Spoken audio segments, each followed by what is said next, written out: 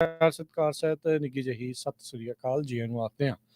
ਸੋ ਤੇ programme update farming ਦੇ ਵਿੱਚ ਆਪ ਸਭ ਦਾ ਨਿੱਘਾ ਸਵਾਗਤ ਹੈ। ਮੈਂ ਰਾਜਕਨਵੀਰ ਸਿੰਘ। ਅੱਜ ਦੇ ਅਪਡੇਟ ਫਾਰਮਿੰਗ ਪ੍ਰੋਗਰਾਮ ਦੇ ਵਿੱਚ ਮੇਰੇ ਨਾਲ ਇਸ ਟਾਈਮ ਜੁੜ ਚੁੱਕੇ ਨੇ ਸਟੂਡੀਓ ਦੇ ਵਿੱਚ ਡਾਕਟਰ ਰਣਜੀਤ ਰਿਆੜ ਜੀ, ਜੋ ਕਿ ਫਰੈਸਨੋ ਸਟੇਟ ਯੂਨੀਵਰਸਿਟੀ ਦੇ ਵਿੱਚ ਅਧਿਆਪਕ ਨੇ। ਡਾਕਟਰੀ ਕਰ ਚੁੱਕੇ ਆ, ਖੇਤੀਬਾੜੀ ਦੇ ਨਾਲ ਆ। ਸੋ ਆਪਾਂ ਕਈ ਵਾਰੀ ਕਹਿ ਦਿੰਦੇ ਆ ਵੀ ਬੰਦਿਆਂ ਦੇ ਹੁੰਦੇ ਆ, ਤੇ ਇਸੇ ਤਰੀਕੇ ਦੇ ਨਾਲ ਜਿਹੜੇ ਆਪਾਂ ਬੂਟੇ ਲਾਉਂਦੇ ਆ ਉਹਨਾਂ ਦੇ ਵੀ ਡਾਕਟਰ ਆ। ਕਿਹਨੂੰ ਕਿਹੜੀ ਚੀਜ਼ ਕਿੰਨੀ ਚਾਹੀਦੀ, ਕੀ ਹੁੰਦਾ ਆ, ਕੀ ਕੁਛ ਚੱਲਦਾ ਆ, ਉਹਦੇ ਬਾਰੇ ਬਹੁਤ ਆਪਾਂ ਨੂੰ ਪਹਿਲਾਂ ਵੀ ਜਾਣਕਾਰੀ ਦਿੰਦੇ ਆਏ ਆ, ਤੇ ਅੱਜ ਵੀ ਆਪਣੇ ਨਾਲ ਜੁੜੇ ਆ। ਡਾਕਟਰ ਸਾਹਿਬ ਜੀ ਆਇਆਂ ਨੂੰ ਸਵਾਗਤ ਹੈ। ਸਤਿ ਸ਼੍ਰੀ ਅਕਾਲ। ਸਤਿ ਸ਼੍ਰੀ ਅਕਾਲ ਜੀ। ਮੇਰੇ ਵੱਲੋਂ ਵੀ ਪੰਜਾਬੀ ਰੇਡੀਓ USA ਦੇ ਸਾਰੇ ਸਰੋਤਿਆਂ ਨੂੰ ਪਿਆਰ ਭਰੀ ਸਤਿ ਸ਼੍ਰੀ ਅਕਾਲ। ਸਾਡੇ ਅੱਜ ਦੇ ਇਸ ਪ੍ਰੋਗਰਾਮ ਨੂੰ ਤੁਹਾਡੇ ਸਾਰਿਆਂ ਤੱਕ ਪਹੁੰਚਾਉਣ 'ਚ ਸਹਿਯੋਗ ਕਰਦੇ ਨੇ ਅਪਡੇਟ ਫਾਰਮਿੰਗ ਦੇ ਸਪਾਂਸਰ ਨੇ ਜਸਪੀਰ ਸਿੰਘ ਨਿੱਜਰ ਜੀ ਟ੍ਰੇਸੀ ਤੋਂ। Superior irrigation design and services ਵਾਲੇ ਹਰ ਤਰ੍ਹਾਂ ਦੇ ਫਾਰਮ ਦੇ ਲਈ ਇਰੀਗੇਸ਼ਨ ਦੀਆਂ ਜ਼ਰੂਰਤਾਂ ਦੇ ਲਈ ਤੁਸੀਂ ਇਹਨਾਂ ਦੇ ਨਾਲ ਸੰਪਰਕ ਕਰ ਸਕਦੇ ਹੋ। ਫਰੈਸਨੋ ਬੇਸ ਨੇ ਤੇ ਪੂਰੇ ਕੈਲੀਫੋਰਨੀਆ ਸਰਵਿਸਿਜ਼ ਦਿੰਦੇ ਨੇ। 8886893747। ਕ੍ਰੌਪ ਦੀ ਖੇਤੀਬਾੜੀ ਦੀ ਆਪਣੇ ਖੇਤਾਂ ਦੀ ਇੰਸ਼ੋਰੈਂਸ ਕਰਵਾਉਣੀ ਹੋਵੇ ਉਸ ਦੇ ਲਈ ਸੰਪਰਕ ਕਰ ਸਕਦੇ ਹੋ ਹਾਰਵੀ ਨਿੱਜਰ ਜੀ ਨੂੰ 5592881908। G&S ਪੰਪ ਫਰੈਸਨੋ ਵਾਲੇ ਪੰਪ ਸਰਵਿਸ, ਬੋਰ ਡੂੰਘਾ ਕਰਵਾਉਣਾ ਆ, ਨਵਾਂ ਬੋਰ ਲਗਵਾਉਣਾ ਆ ਤਾਂ ਕਾਲ ਕਰੋ ਗੈਰੀ ਜੀ ਨੂੰ 5595419577। ਤੇ ਬ੍ਰਾਈਟ ਸਕਾਈ ਰੀਨਿਊਏਬਲਸ 10 ਤੋਂ 100 ਏਕੜ ਤੱਕ ਦੇ ਸੋਲਰ ਫਾਰਮਸ ਲਾਉਂਦੇ ਨੇ। ਕਿਸੇ ਵੀ ਐਗਲੈਂਡ ਦੇ ਵਿੱਚ ਤੁਸੀਂ ਸੋਲਰ ਫਾਰਮ ਲਗਵਾ ਸਕਦੇ ਹੋ। 2000 ਤੋਂ 3500 ਪਰ ਏਕੜ ਕਮਾਉਣ ਦਾ ਤੁਹਾਡੇ ਕੋਲ ਮੌਕਾ ਆ। ਕਾਲ ਕਰੋ ਬ੍ਰਾਈਟ ਸਕਾਈ ਰੀਨਿਊਏਬਲਸ 8883433099। ਇਹਨਾਂ ਸਾਰਿਆਂ ਦਾ ਧੰਨਵਾਦ। ਜੇ ਤੁਸੀਂ ਵੀ ਇਸ ਪ੍ਰੋਗਰਾਮ ਨੂੰ ਸਪਾਂਸਰ ਕਰਨਾ ਚਾਹੁੰਦੇ ਹੋ ਸੰਪਰਕ ਕਰ ਸਕਦੇ ਹੋ 4087227698 ਦੇ ਉੱਤੇ। ਡਾਕਟਰ ਸਾਹਿਬ, ਸਭ ਤੋਂ ਪਹਿਲਾਂ ਇੱਕ ਵਾਰੀ ਫਿਰ ਜੀ ਆਇਆਂ ਤੁਹਾਨੂੰ ਆਖਦੇ ਹਾਂ। ਤੇ ਅੱਜ ਆਪਾਂ ਕਿਹੜੇ ਟੌਪਿਕ ਦੇ ਉੱਤੇ, ਕਿਹੜੇ ਵਿਸ਼ੇ ਦੇ ਉੱਤੇ ਗੱਲ ਕਰਨੀ ਆ? ਦੇਖੋ, ਵਿਸ਼ਾ ਤਾਂ ਸਾਡਾ ਐਗਰੀਕਲਚਰ, ਖੇਤੀਬਾੜੀ ਹੀ ਰਹੂਗਾ ਜੀ, ਪਰ ਅੱਜ ਆਪਾਂ ਇੱਕ ਐਸੇ ਅਹਿਮ ਵਿਸ਼ੇ ਤੇ ਗੱਲ ਕਰਨੀ ਆ ਜਿਹਦੇ ਨਾਲ ਕੋਈ ਵੀ ਜਿਹੜਾ ਗਰੋਅਰ ਆ ਕਿਤੇ ਵੀ ਦੁਨੀਆ ਦੇ ਵਿੱਚ ਬੈਠਾ ਕੋਈ ਵੀ ਫਸਲ ਉਗਾ ਰਿਹਾ ਉਹ ਇਸ ਮੁੱਦੇ ਤੋਂ ਫਾਇਦਾ ਲੈ ਸਕਦਾ। ਉਹ ਉਹਦੇ ਨਾਲ ਰਿਲੇਟਡ ਆ, ਜੁੜਿਆ ਹੋਇਆ ਆ। ਠੀਕ ਹੈ। ਆਪਾਂ ਗੱਲ ਕਰਦੇ ਆ ਐਜੂਕੇਸ਼ਨ ਦੀ। ਠੀਕ ਹੈ। ਕਿਉਂਕਿ ਖੇਤੀਬਾੜੀ ਜਿਹੜੀ ਆ ਪਹਿਲਾਂ ਚੱਲਦੀ ਸੀ ਤਜਰਬੇ ਦੇ ਬੇਸ ਤੇ।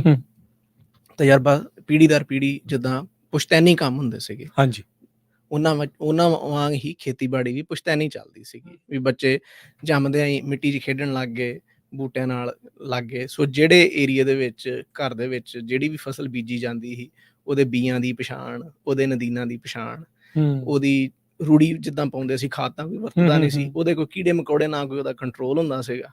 ਇਹਨਾਂ ਸਾਰੀਆਂ ਚੀਜ਼ਾਂ ਦੀ, ਇਹਨਾਂ ਸਾਰੀਆਂ ਪ੍ਰੈਕਟਿਸ ਦੀ ਜਿਹੜੀ ਕਨਵੈਨਸ਼ਨ ਸੀਗੀ ਉਹ ਐਕਸਪੀਰੀਅੰਸ ਦੇ ਨਾਲ ਬੰਦਾ ਸਿੱਖਦਾ ਸੀਗਾ, ਹਰ ਕੋਈ ਸਿੱਖਦਾ ਸੀਗਾ, ਤੇ ਉਹੀ ਹੀ ਅੱਗੇ ਫੋਲੋ ਕਰਦੇ ਰਹੇ।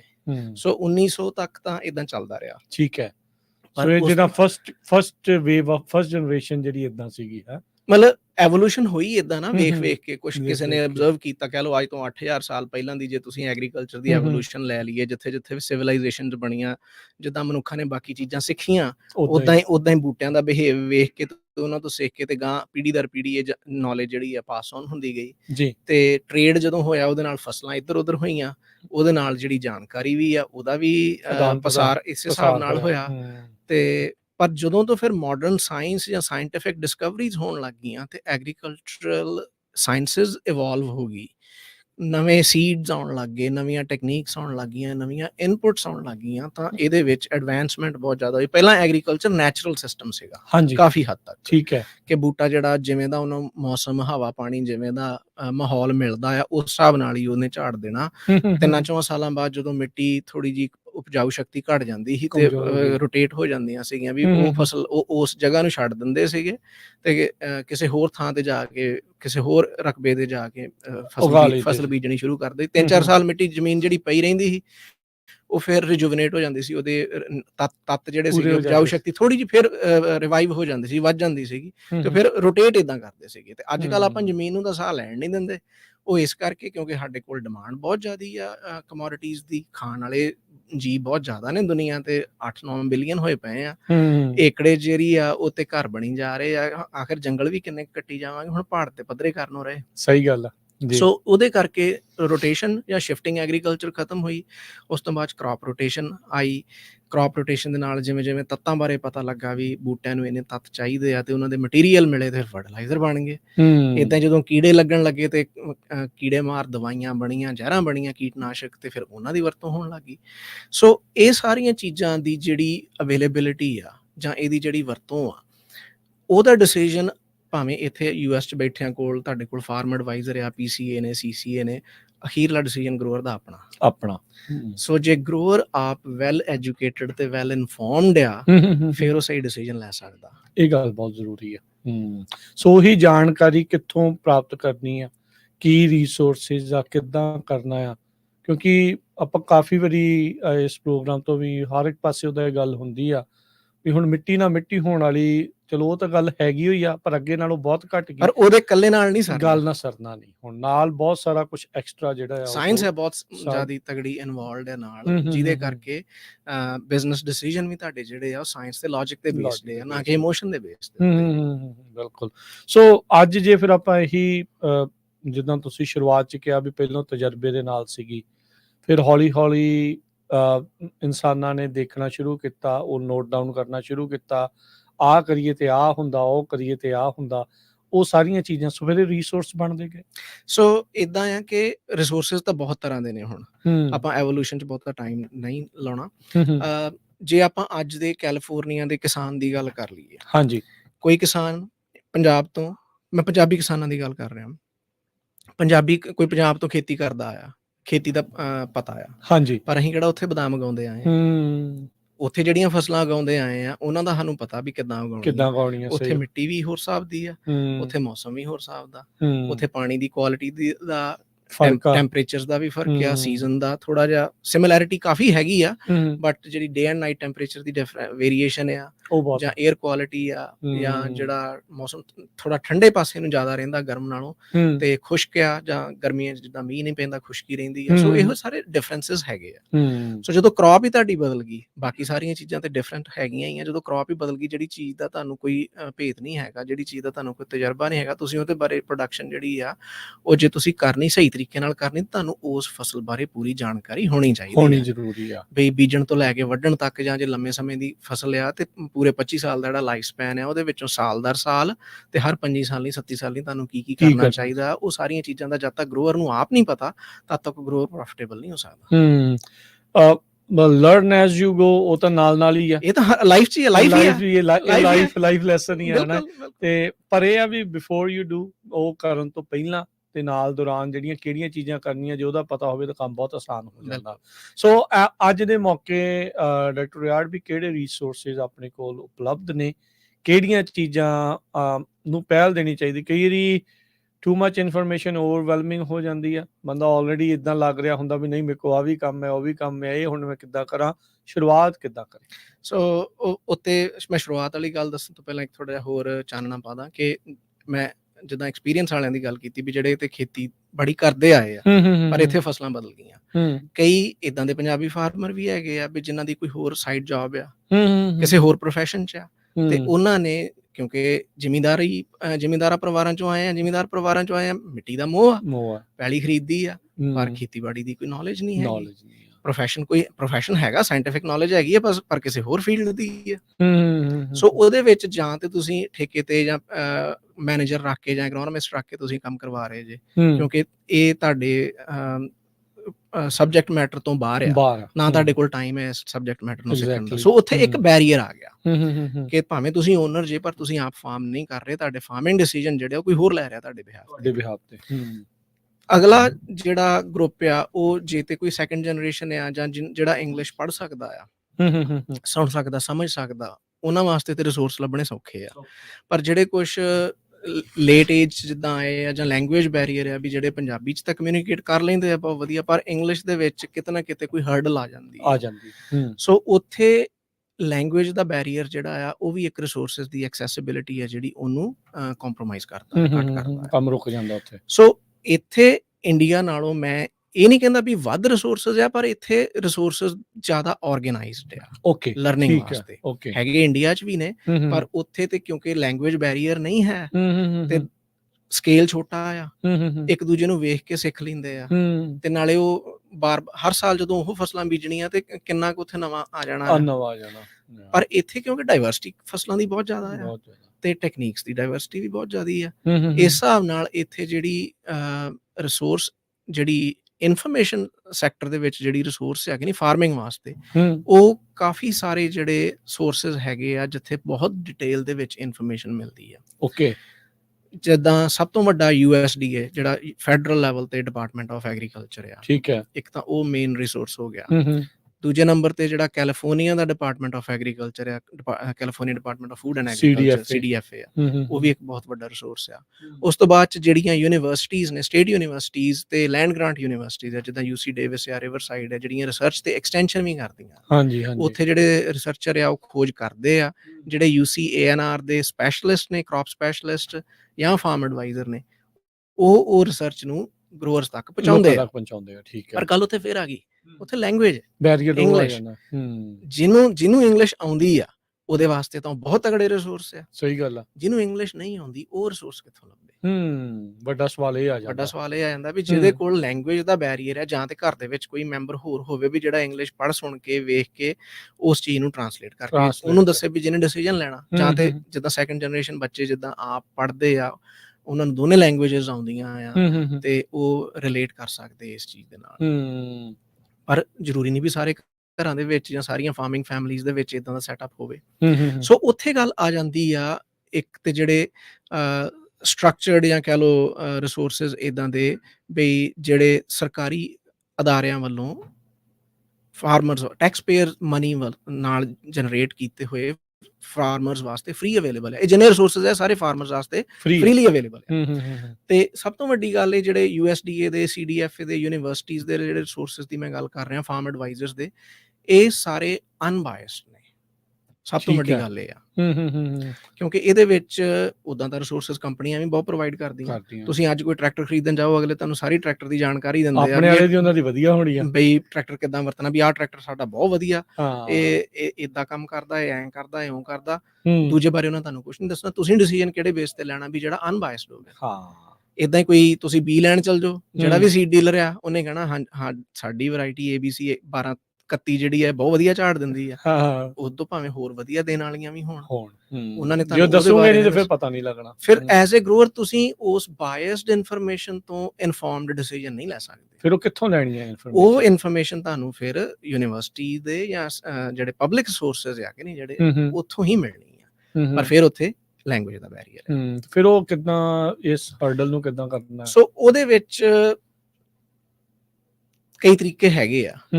ਬਈ ਤੁਸੀਂ ਇੰਡੀਵਿਜੂਅਲ ਲੈਵਲ ਤੇ ਕੀ ਕਰ ਸਕਦੇ ਜੇ, ਵੀ ਆਪਣੇ ਨਾਲ ਦੇ ਜਿਹੜੇ ਸਾਥੀ ਆ, ਆਂਢੀ ਗੁਆਂਢੀ ਆ, ਜਾਂ ਕੋਈ ਸੱਜਣ ਮਿੱਤਰ ਰਿਸ਼ਤੇਦਾਰ ਆ, ਉਹਨਾਂ ਨੂੰ ਪੁੱਛੋ। ਪਰ ਜੇ ਤੁਸੀਂ ਉਹਨਾਂ ਨਾਲ ਵੀ ਸਲਾਹ ਕਰਦੇ ਜੇ ਤੇ ਜੋ ਆਪਣਾ ਕੋਈ ਤੁਹਾਨੂੰ ਐਕਸਪੀਰੀਅੰਸ ਸ਼ੇਅਰ ਕਰ ਵੀ ਦਿੰਦਾ, ਮੰਨ ਲਓ ਤੁਸੀਂ ਫਰੈਜ਼ਨੋ 'ਚ ਬੈਠੇ ਜੇ, ਆਪਣੇ ਕਿਸੇ ਯੂਬਾ ਸਿਟੀ ਵਾਲੇ ਭੈਣ ਭਰਾ ਨੂੰ ਤੁਸੀਂ ਪੁੱਛ ਲੈਂਦੇ ਜੇ, ਉਹ ਦੱਸਦੇ ਵੀ ਸਾਡੇ ਇੱਥੇ ਆਹ ਵੈਰਾਈਟੀ ਬੜੀ ਕਾਮਯਾਬ ਆ। ਯੂਬਾ ਸਿਟੀ ਦਾ ਤੇ ਇੱਥੇ ਦਾ ਬੜਾ ਫਰਕ ਆ, ਮਿੱਟੀ ਦਾ ਵੀ, ਪਾਣੀ ਦਾ ਵੀ, ਮੌਸਮ ਦਾ ਵੀ। ਹੁਣ ਜ਼ਰੂਰੀ ਨਹੀਂ ਵੀ ਜਿਹੜੀਆਂ ਚੀਜ਼ਾਂ ਉੱਥੇ ਕਾਮਯਾਬ ਹੋਈਆਂ ਉਹ ਇੱਥੇ ਵੀ ਕਾਮਯਾਬ ਹੋਣ। ਬਿਲਕੁਲ ਸਹੀ ਗੱਲ ਆ। ਹੁਣ ਉਹਦੇ ਕਰਕੇ ਫਿਰ ਤੁਹਾਡੇ ਕੋਲ ਲੈਂਗੁਏਜ ਬੈਰੀਅਰ ਨੂੰ ਓਵਰਕਮ ਕਰਨ ਤੋਂ ਇਲਾਵਾ ਫਿਰ ਦੂਜੀ ਆਪਸ਼ਨ ਇਹ ਰਹਿੰਦੀ ਵੀ ਤੁਸੀਂ ਆਪ ਲਰਨ ਕਰੋ, ਆਪ ਐਕਸਪੈਰੀਮੈਂਟ ਕਰੋ। ਸਹੀ ਗੱਲ ਆ ਕਿ ਤੁਹਾਨੂੰ ਕਿਸੇ ਨੇ ਇਨਫੋਰਮੇਸ਼ਨ ਦਿੱਤੀ ਆ, ਹੋ ਸਕਦਾ 80% ਸਹੀ ਹੋਵੇ, ਹੋ ਸਕਦਾ 70% ਸਹੀ ਹੋਵੇ। ਵੈਰੀਫਾਈ ਕਰੋ, ਉਹਨੂੰ ਵੈਰੀਫਾਈ ਕਰੋ ਛੋਟੇ ਸਕੇਲ ਤੇ। ਬਈ ਜੇ ਤੁਹਾਡੇ ਕੋਲ 10 ਏਕੜ ਆ, ਤੁਸੀਂ 1 ਕਰੋੜ ਦੇ ਵਿੱਚ ਕੋਈ ਪੰਗਾ ਲੈ ਕੇ ਵੇਖੋ ਵੀ ਕੀ ਅਸਰ ਰਹਿੰਦਾ, ਜਾਂ ਕੁਝ ਬੂਟਿਆਂ ਤੇ ਕੋਈ ਵੀ ਚੀਜ਼ ਜੇ ਨਵੀਂ ਟਰਾਈ ਕਰਨੀ, ਥੋੜੇ ਥਾਂ ਤੇ ਟਰਾਈ ਕਰੋ। ਸੋ ਇਦਾਂ ਤੇ ਕਾਫੀ ਸਾਰੀਆਂ ਚੀਜ਼ਾਂ, ਜਿੰਨੀਆਂ ਜ਼ਿਆਦੀਆਂ ਤੁਹਾਡੀਆਂ ਕ੍ਰੌਪਸ ਹੋਣਗੀਆਂ ਉਨੀ ਜ਼ਿਆਦਾ ਤੁਹਾਨੂੰ ਜਾਣਕਾਰੀ ਜਿਹੜੀ ਉਹ ਵੱਧ ਚਾਹੀਦੀ ਹੈ। ਸੋ ਇਹ ਵੀ ਇੱਕ ਰੀਜ਼ਨ ਆ ਵੀ ਅੱਜ ਕੱਲ੍ਹ ਦੀ ਜਿਹੜੀ ਮਾਡਰਨ ਐਗਰੀਕਲਚਰ ਹੈ ਇੰਨੀ ਜ਼ਿਆਦਾ ਇਨਫੋਰਮੇਸ਼ਨ ਡਿਪੈਂਡੈਂਟ ਹੋ ਗਈ ਆ ਵੀ ਅਸੀਂ ਮੋਨੋਕਲਚਰ ਜਾਂ ਸਪੈਸ਼ਲਾਈਜ਼ਡ ਫਾਰਮਰ ਬਣ ਗਏ ਆ। ਸਹੀ ਗੱਲ ਹੈ, ਇੱਕੋ ਤਰ੍ਹਾਂ ਦੀ ਚੀਜ਼ ਹੀ ਚੱਲ ਰਹੀ ਹੈ। ਹਰ ਕੋਈ ਗਰੋਅਰ ਜਿਹੜਾ ਜੋ ਕੁਝ ਉਗਾਉਂਦਾ ਉਹ ਇੱਕ ਜਾਂ ਦੋ ਚੀਜ਼ਾਂ ਹੀ ਉਗਾਉਂਦਾ। ਤੇ ਜਦੋਂ ਕ੍ਰੌਪਸ ਦੀ ਡਾਇਵਰਸਿਟੀ ਖਤਮ ਹੋ ਗਈ ਆ ਤੇ ਉਸ ਹਿਸਾਬ ਨਾਲ ਫਿਰ ਜਿਹੜੀ ਸੋਇਲ ਦੀ ਜਿਹੜੀ ਡਾਇਵਰਸਿਟੀ ਆ ਉਹ ਵੀ ਉਨੀ ਹੀ ਕੰਪਰੋਮਾਈਜ਼ ਹੁੰਦੀ ਹੈ। ਪਰ ਚਲੋ ਆਪਾਂ ਉਹਦੇ ਬਾਰੇ ਕਿਤੇ ਫਿਰ ਗੱਲ ਕਰਾਂਗੇ, ਉਹ ਵੱਖਰਾ ਵਿਸ਼ਾ ਆ। ਪਰ ਸੁਪਰ ਸਪੈਸ਼ਲਾਈਜੇਸ਼ਨ ਵੀ ਜਿਹੜਾ ਵੀ ਕੋਈ ਗਰੋਅਰ ਜਿਹੜੀ ਚੀਜ਼ ਉਗਾ ਰਿਹਾ ਆ ਉਸੇ ਦਾ ਹੀ। ਪਰ ਇੰਨੀ ਕੁ ਜ਼ਿਆਦਾ ਇਨਫੋਰਮੇਸ਼ਨ ਹੈ ਵੀ ਗਰੋਅਰ ਨੂੰ ਜੇ ਸਾਰੀ ਜਾਣਕਾਰੀ ਜ਼ਿਮੀਂਦਾਰ ਭਰਾਵਾਂ ਨੂੰ ਹੋ ਜਾਵੇ ਤੇ ਉਹ ਬਹੁਤ ਵੱਡੀ ਗੱਲ ਆ, ਬਹੁਤ ਵਧੀਆ ਗੱਲ ਆ। ਜੇ ਉਹਨਾਂ ਨੂੰ ਸਭ ਪਤਾ ਹੋਵੇ ਵੀ ਮੈਂ ਕਿਹੜੇ ਮਹੀਨੇ ਕੀ ਕੰਮ ਕਰਨਾ ਜਾਂ ਇਸ ਚੀਜ਼ ਦਾ ਮੇਰੀ ਫਸਲ ਦੇ ਉੱਤੇ ਕੀ ਅਸਰ ਪੈਂਦਾ ਆ।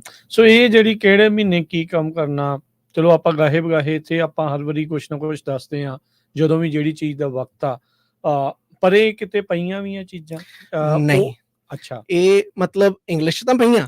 ਠੀਕ ਹੈ। ਸੋ ਜਿਹਨੂੰ ਇੰਗਲਿਸ਼ ਪੜ੍ਹਨੀ ਆਉਂਦੀ ਆ ਉਹਦੇ ਵਾਸਤੇ ਤਾਂ ਰਿਸੋਰਸਿਸ ਬਹੁਤ ਆ। ਆਲਰੇਡੀ ਮਤਲਬ ਮੈਂ ਤੁਹਾਨੂੰ ਇੱਕ ਹੀ ਰਿਸੋਰਸ ਦੱਸ ਦਿੰਦਾ ਆ, ਇੱਕ ਫਸਲ ਇੱਕ ਰਿਸੋਰਸ। UCANR ਦਾ ਵੈਬ ਪੇਜ ਇੱਕ ਹੈਗਾ ਆ, ਉੱਥੇ ਮੰਥਲੀ ਕੈਲੰਡਰ ਬਣਿਆ ਪਿਆ ਆ ਵੀ ਕਦੋਂ ਕੀ ਕਰਨਾ, ਵੀ ਕਿਹੜੇ ਮਹੀਨੇ ਤੁਸੀਂ ਕਿਹੜੀ ਚੀਜ਼ ਦਾ ਧਿਆਨ ਰੱਖਣਾ। ਓਕੇ ਤਾਂ ਕਿ ਤੁਸੀਂ ਪਹਿਲਾਂ ਪਲਾਨ ਕਰ ਲਓ, ਆਪਣਾ ਕੈਲੰਡਰ ਬਣਾ ਲਓ ਵੀ ਮੈਂ ਇਸ ਮਹੀਨੇ ਸੋਇਲ ਸੈਂਪਲ ਲੈਣੇ ਆ, ਮੈਂ ਇਸ ਮਹੀਨੇ ਫਰਟੀਲਾਈਜ਼ਰ ਆਰਡਰ ਕਰਨਾ, ਇਸ ਮਹੀਨੇ ਮੈਂ ਸ਼ੇਕਿੰਗ ਕਰਨੀ ਆ, ਇਸ ਮਹੀਨੇ ਮੈਂ ਕਵਰ ਕ੍ਰੌਪ ਬੀਜਣੀ ਆ, ਇਸ ਮਹੀਨੇ ਮੈਂ ਫਰਟੀਲਾਈਜ਼ਰ ਪਾਉਣਾ ਆ, ਪਾਣੀ ਟੈਸਟ ਕਰਾਉਣਾ ਆ, ਠੀਕ ਹੈ, ਤੇ ਬੋਰੋਨ ਦੇ ਸੈਂਪਲ ਲੈਣੇ ਆ, ਜੋ ਵੀ ਆ ਉਹ ਸਾਰਾ ਕੁਝ ਸੈਂਪਲਿੰਗ ਸਾਰੀ ਜਿਹੜੀ ਆ ਕਰਨ ਦੀ ਸਕੈਜੂਲ ਬਣਿਆ ਹੋਇਆ ਆ। ਪਰ ਉਹ ਜਾਂ ਤਾਂ ਤੁਹਾਨੂੰ ਕੋਈ ਪੜ੍ਹ ਕੇ ਤੁਸੀਂ ਆਪ ਪੜ੍ਹੋ, ਤੁਹਾਨੂੰ ਪਤਾ ਹੋਵੇ, ਜੇ ਲੈਂਗੁਏਜ ਬੈਰੀਅਰ ਆ ਤਾਂ ਤੁਸੀਂ ਕਿਸੇ ਹੋਰ ਤੋਂ ਪੜ੍ਹਾਓ। ਸੋ ਇਸੇ ਵਿੱਚ ਜਿਹੜਾ ਹੁਣ ਆਪਾਂ ਜੋ ਕੰਮ ਕਰ ਰਹੇ, ਰੇਡੀਓ ਸ਼ੋਅ ਕਰ ਰਹੇ ਆ, ਇਹ ਵੀ ਇਸੇ ਚੀਜ਼ ਦਾ ਹੀ ਪਾਰਟ ਆ ਵੀ ਜਿੱਥੇ ਲੈਂਗੁਏਜ ਬੈਰੀਅਰ ਆ ਉਹਨੂੰ ਓਵਰਕਮ ਕੀਤਾ ਜਾ ਸਕੇ। ਤੇ ਦੂਜਾ ਹੁਣ ਜਿਵੇਂ ਪੰਜਾਬੀ ਕਿਸਾਨਾਂ ਵਾਸਤੇ ਕਿਸਾਨ ਮੇਲਾ ਆ, ਪੰਜਾਬੀ ਅਮਰੀਕਨ ਗਰੋਅਰ ਗਰੁੱਪ ਵੱਲੋਂ ਕਰਵਾਇਆ ਜਾ ਰਿਹਾ 18 ਮਈ ਨੂੰ। ਜਿਹੜੇ ਵੀ ਗਰੋਅਰਸ ਨੂੰ ਪਤਾ ਹੈ ਇਸ ਬਾਰੇ ਤੇ ਜੋ ਪਲਾਨ ਨਹੀਂ ਕਰ ਰਹੇ ਵੀ ਜਾਣਾ, ਮੈਂ ਇਹ ਸੁਜੈਸਟ ਕਰੂੰਗਾ ਵੀ ਉਹ ਜ਼ਰੂਰ ਪਹੁੰਚਣ। ਉੱਥੇ ਜਾ ਕੇ ਤੁਸੀਂ ਆਪਣੇ ਸਵਾਲ ਪੁੱਛ ਸਕਦੇ ਜੇ, ਆਪਣੇ ਇਸ਼ੂਜ਼ ਜਿਹੜੇ ਆ ਉਹ ਸ਼ੇਅਰ ਕਰ ਸਕਦੇ ਜੇ। ਤੇ ਜਦੋਂ ਪੱਗ ਬਣੀ ਸੀ, ਪੱਗ ਦਾ ਇੱਕ ਇਹ ਅਜੇ ਹੈ ਪਰ ਇਹਦੇ ਤੋਂ ਬਹੁਤਾ ਕੰਮ ਨਹੀਂ ਹੋਇਆ ਕਿ ਇਹ ਸਾਰੀ ਜਿਹੜੀ ਜਾਣਕਾਰੀ ਅੰਗਰੇਜ਼ੀ 'ਚ ਆ ਇਹਨੂੰ ਪੰਜਾਬੀ 'ਚ ਟਰਾਂਸਲੇਟ ਕੀਤਾ ਜਾਵੇ। ਸੋ ਤੁਸੀਂ ਕੰਮ ਕਰ ਰਹੇ ਹੋ ਹੁਣ ਇਹ ਮਤਲਬ ਸਾਡਾ ਇਹ ਏਜੰਡੇ ਤੇ ਹੈ ਵੀ ਅਸੀਂ ਇਸ ਚੀਜ਼ ਨੂੰ ਜਿਹੜਾ ਗਰੋਅਰਸ ਦੇ ਵਿੱਚ ਇਨਫੋਰਮੇਸ਼ਨ ਦਾ ਜਿਹੜਾ ਗੈਪ ਆ ਉਹਨੂੰ ਫਿਲ ਕਰਨਾ, ਉਹ ਬ੍ਰਿਜ ਦਾ ਕੰਮ, ਉਹਦੇ ਵਿੱਚ ਐਜ਼ ਅ ਬ੍ਰਿਜ ਵਾਂਗੂ ਕੰਮ ਕੀਤਾ ਜਾਵੇ। ਕਿਉਂਕਿ ਅਸੀਂ ਇਨਫੋਰਮੇਸ਼ਨ ਜਨਰੇਟ ਇੰਨੀ ਨਹੀਂ ਕਰ ਸਕਦੇ, ਕਿਉਂਕਿ ਬਹੁਤ ਸਮਿਆਂ ਤੋਂ, ਬਹੁਤ ਸਾਲਾਂ ਤੋਂ ਹੋ ਰਹੀ, ਬੜੀਆਂ ਏਜੰਸੀਆਂ ਜਿਹੜੇ ਬੜੇ ਅਦਾਰੇ ਇਸ ਚੀਜ਼ 'ਚ ਲੱਗੇ ਹੋਏ ਆ, ਰਿਸੋਰਸਿਸ ਅਵੇਲੇਬਲ ਆ, ਦੁਬਾਰਾ ਉਹ ਚੀਜ਼ ਕਰਨ ਦੀ ਲੋੜ ਨਹੀਂ, ਸਿਰਫ ਉਹਨੂੰ ਅਵੇਲੇਬਲ ਕਰਨਾ ਤਾਂ ਕਿ ਉਹ ਪੰਜਾਬੀ ਬੋਲਦੇ ਜਿਹੜੇ ਫਾਰਮਰਸ ਆ, ਪੰਜਾਬੀ ਫਾਰਮਰਸ ਆ, ਉਹਨਾਂ ਤੱਕ ਸਹਿਜੇ ਸੌਖੇ ਪਹੁੰਚ ਸਕਣ ਵੀ ਜਿੱਥੇ। ਕਿਉਂਕਿ ਇਹ ਚੀਜ਼ ਦਾ ਮੈਂ ਬਿਲਕੁਲ ਦੇਖਿਆ, ਜਦੋਂ ਨਾ ਹੁਣ ਸਿਗਮਾ ਦੀ ਉਹ ਇਨਫੋਰਮੇਸ਼ਨ ਉਹ ਪੰਜਾਬੀ 'ਚ ਹੈਗੀ ਆ, ਪਰ ਜਿਹੜੀ ਉੱਥੇ ਪੰਜਾਬੀ ਲਿਖੀ ਆ, ਹੁਣ ਪਤਾ ਨਹੀਂ ਉਹਨਾਂ ਨੇ ਕਿੱਥੋਂ ਕਰਾਈ ਆ, ਕਿਵੇਂ ਕੀਤੀ ਆ, ਉਹ ਜਿਹੜਾ ਪੰਜਾਬੀ 'ਚ ਵੀ ਪੜ੍ਹਨ ਵਾਲਾ ਉਹਨੂੰ ਵੀ ਸ਼ਰਮ ਆ ਜਾਂਦੀ ਵੀ ਇਹ ਕਾਹਤੇ ਏਦਾਂ ਜਿਹੜੇ ਉਹ ਲਿਖੀ ਆ। ਸੋ ਜੇ ਉਹ ਗੈਪ ਪੂਰਾ ਕਰਨ ਦੀ ਕੋਸ਼ਿਸ਼ ਆ ਤਾਂ ਬੈਟਰ ਹੋਵੇ। ਸੋ ਇਸ ਲਈ ਉਹ ਤੁਹਾਡਾ ਚੱਲ ਰਿਹਾ ਪੱਗ ਦੇ ਉੱਪਰ। ਹਾਂਜੀ, ਉਹ ਸਾਡਾ ਓਰੀਜਨਲ ਏਜੰਡਾ, ਇਸ ਵਨ ਆਫ ਦੀ ਗੋਲ ਸਾਡਾ ਇਹ ਸੀਗਾ ਕਿ ਜਿਹੜੀ ਪੰਜਾਬੀ ਜਿਹੜੀ ਜਾਣਕਾਰੀ ਆ ਖੇਤੀਬਾੜੀ ਨਾਲ ਰਿਲੇਟਡ ਫਸਲਾਂ ਦੀ, ਇਹ ਜ਼ਿਮੀਂਦਾਰਾਂ ਨੂੰ ਪੰਜਾਬੀ ਦੇ ਵਿੱਚ ਅਵੇਲੇਬਲ ਹੋਵੇ। ਨੌਲੇਜ ਬੈਂਕ ਬਣਾਉਣ ਦਾ ਉੱਤੇ ਵੈਬਸਾਈਟ ਦੇ ਉੱਤੇ ਪੋਰਟਲ ਵੀ ਬਣਿਆ ਆ, ਪਰ ਉੱਥੇ ਅਜੇ ਇੰਨਾ ਜ਼ਿਆਦਾ ਕੁਝ ਐਡ ਆਨ ਨਹੀਂ ਕਰ ਹੋਇਆ। ਠੀਕ ਹੈ, ਚਲੋ। ਸੋ ਤਦ ਤੱਕ ਇੱਦਾਂ ਜਿਹੜਾ ਕੋਈ ਮੇਲਾ ਲੱਗਦਾ, ਕੋਈ ਵਰਕਸ਼ਾਪ ਲੱਗਦੀ ਹੈ, ਜਾਂ ਜਿੱਥੇ ਵੀ ਕੋਈ ਪੰਜਾਬੀ ਬੋਲਣ ਵਾਲਾ ਐਕਸਪਰਟ ਜਾਂਦਾ ਆ, ਉੱਥੇ ਪਹੁੰਚੋ। ਉੱਥੇ ਜਾ ਕੇ ਤੁਹਾਡੇ ਜਿਹੜੇ ਸਵਾਲ ਆ ਤੁਸੀਂ ਉਹਨਾਂ ਤੋਂ ਡਿਸਕਸ ਕਰ ਸਕਦੇ ਜੇ। ਸਭ ਤੋਂ ਵੱਡੀ ਗੱਲ ਇਹ ਆ ਵੀ ਜ਼ਿਮੀਂਦਾਰ ਨੂੰ, ਫਾਰਮਰ ਨੂੰ ਇਹ ਸੋਚਣਾ ਚਾਹੀਦਾ ਵੀ ਮੈਂ ਇਕੱਲੀ ਫਾਰਮਿੰਗ ਨਹੀਂ ਕਰ ਰਿਹਾ, ਮੈਂ ਫਾਰਮਿੰਗ ਬਾਰੇ ਸਿੱਖ ਵੀ ਰਿਹਾ ਹਾਂ। ਬਿਲਕੁਲ ਸਿੱਖੋਗੇ ਫੇਰ ਹੀ ਉਹਨੂੰ ਬੈਟਰ ਕਰ ਸਕੋਗੇ। ਇੱਕ ਵਾਰੀ ਸਿੱਖੋਗੇ ਤੇ ਤੁਹਾਡੇ ਤਜਰਬੇ 'ਚ ਐਡ ਹੋਣਾ, ਤੁਹਾਨੂੰ ਫਿਰ ਉਹ ਸਵਾਲ ਬਾਰ-ਬਾਰ ਨਹੀਂ ਤੁਹਾਨੂੰ ਮੁੜ ਕੇ ਕਿਸੇ ਨੂੰ ਪੁੱਛਣ ਦੀ ਲੋੜ ਪੈਣੀ, ਜਦੋਂ ਤੁਹਾਨੂੰ ਆਪ ਪਤਾ ਲੱਗ ਗਿਆ ਉਦੋਂ ਫਿਰ ਕੁਝ ਹੋਰ ਪੁੱਛਿਓ। ਹਾਂ, ਫਿਰ ਇੱਕ ਫੰਡਾ ਕਲੀਅਰ ਹੋ ਗਿਆ, ਫਿਰ ਅਗਲੇ ਦੇ ਉੱਤੇ ਜਿਹੜਾ ਬੰਦਾ ਜਿਹੜਾ ਉਹ ਜਾ ਸਕਦਾ। ਸੋ ਬਿਲਕੁਲ, ਚਲੋ ਜਿੱਦਾਂ ਡਾਕਟਰ ਰਿਆੜ ਹੋਣਾ ਨੇ ਦੱਸ ਹੀ ਦਿੱਤਾ, ਆਉਂਦੀ 18 ਤਰੀਕ ਨੂੰ ਜਿਹੜਾ ਕਿਸਾਨ ਮੇਲਾ ਜਿਹੜਾ ਆ ਮਡੇਰਾ ਗੁਰੂ ਘਰ ਵਿਖੇ ਉਹ ਹੋਣਾ ਆ, ਸਵੇਰੇ 8 ਤੋਂ ਲੈ ਕੇ 3 ਵਜੇ ਤੱਕ ਇਹ ਮੇਲਾ ਆ। ਸੋ ਕਿਸਾਨ ਮੇਲਾ ਵਿਸ਼ੇਸ਼ ਤੌਰ ਦੇ ਉੱਤੇ ਕੈਲੀਫੋਰਨੀਆ ਦੇ ਕਿਸਾਨਾਂ ਦੇ ਲਈ ਬੜਾ ਅਹਿਮ ਆ। ਬਹੁਤ ਸਾਰੀਆਂ ਜਿਹੜੇ ਮਹਿਕਮਿਆਂ ਦੇ ਨੁਮਾਇੰਦੇ ਜਿਹੜੇ ਆ ਉਹ ਵੀ ਪਹੁੰਚ ਰਹੇ ਆ, ਤੇ ਤੁਹਾਡੇ ਜਿਹੜੇ ਮੁਸ਼ਕਲਾਂ ਨੇ ਜਾਂ ਇਸ਼ੂਜ਼ ਨੇ ਉਹਨਾਂ ਉੱਤੇ ਡਿਸਕਸ਼ਨਸ, ਗੱਲਬਾਤ ਵੀ ਜਿਹੜੀ ਉਹ ਹੋਣੀ ਆ। ਤੇ ਤੁਹਾਡੀ ਸਥਿਤੀ ਵਰਗੇ ਹੋਰ ਵੀ ਬਹੁਤ ਸਾਰੇ ਕਿਸਾਨ ਤੁਹਾਨੂੰ ਮਿਲਣਗੇ, ਇੱਕ ਦੂਜੇ ਨਾਲ ਗੱਲਬਾਤ ਕਰਕੇ ਕੁਛ ਨਾ ਕੁਛ ਜਿਹੜਾ ਤੁਸੀਂ ਜਿਹੜਾ ਚੇਂਜਿਸ ਆ ਉਹ ਲਿਆਉਣ ਬਾਰੇ ਜਾਂ ਕੀ ਕੀਤਾ ਜਾ ਸਕਦਾ ਉਸ ਬਾਰੇ ਜਿਹੜੀ ਉਹ ਚਰਚਾ ਤੁਸੀਂ ਕਰ ਸਕਦੇ ਆ। ਇੱਕ ਰੀਸੋਰਸ ਦਾ ਕਹਿ ਲਓ ਵੀ ਗਿਆਨ ਵੰਡਣ ਦਾ ਤੇ ਇੱਕ ਦੂਜੇ ਦੇ ਨਾਲ ਜਿਹੜਾ ਸ਼ੇਅਰ ਕਰਨ ਦਾ ਇੱਕ ਬਹੁਤ ਵਧੀਆ ਉਪਰਾਲਾ ਹੈ। ਸੋ ਜ਼ਰੂਰ ਪਹੁੰਚਣਾ ਤੁਸੀਂ 18 ਤਰੀਕ ਵਾਲੇ ਜਿਹੜੇ ਆ ਕਿਸਾਨ ਮੇਲੇ ਦੇ ਵਿੱਚ।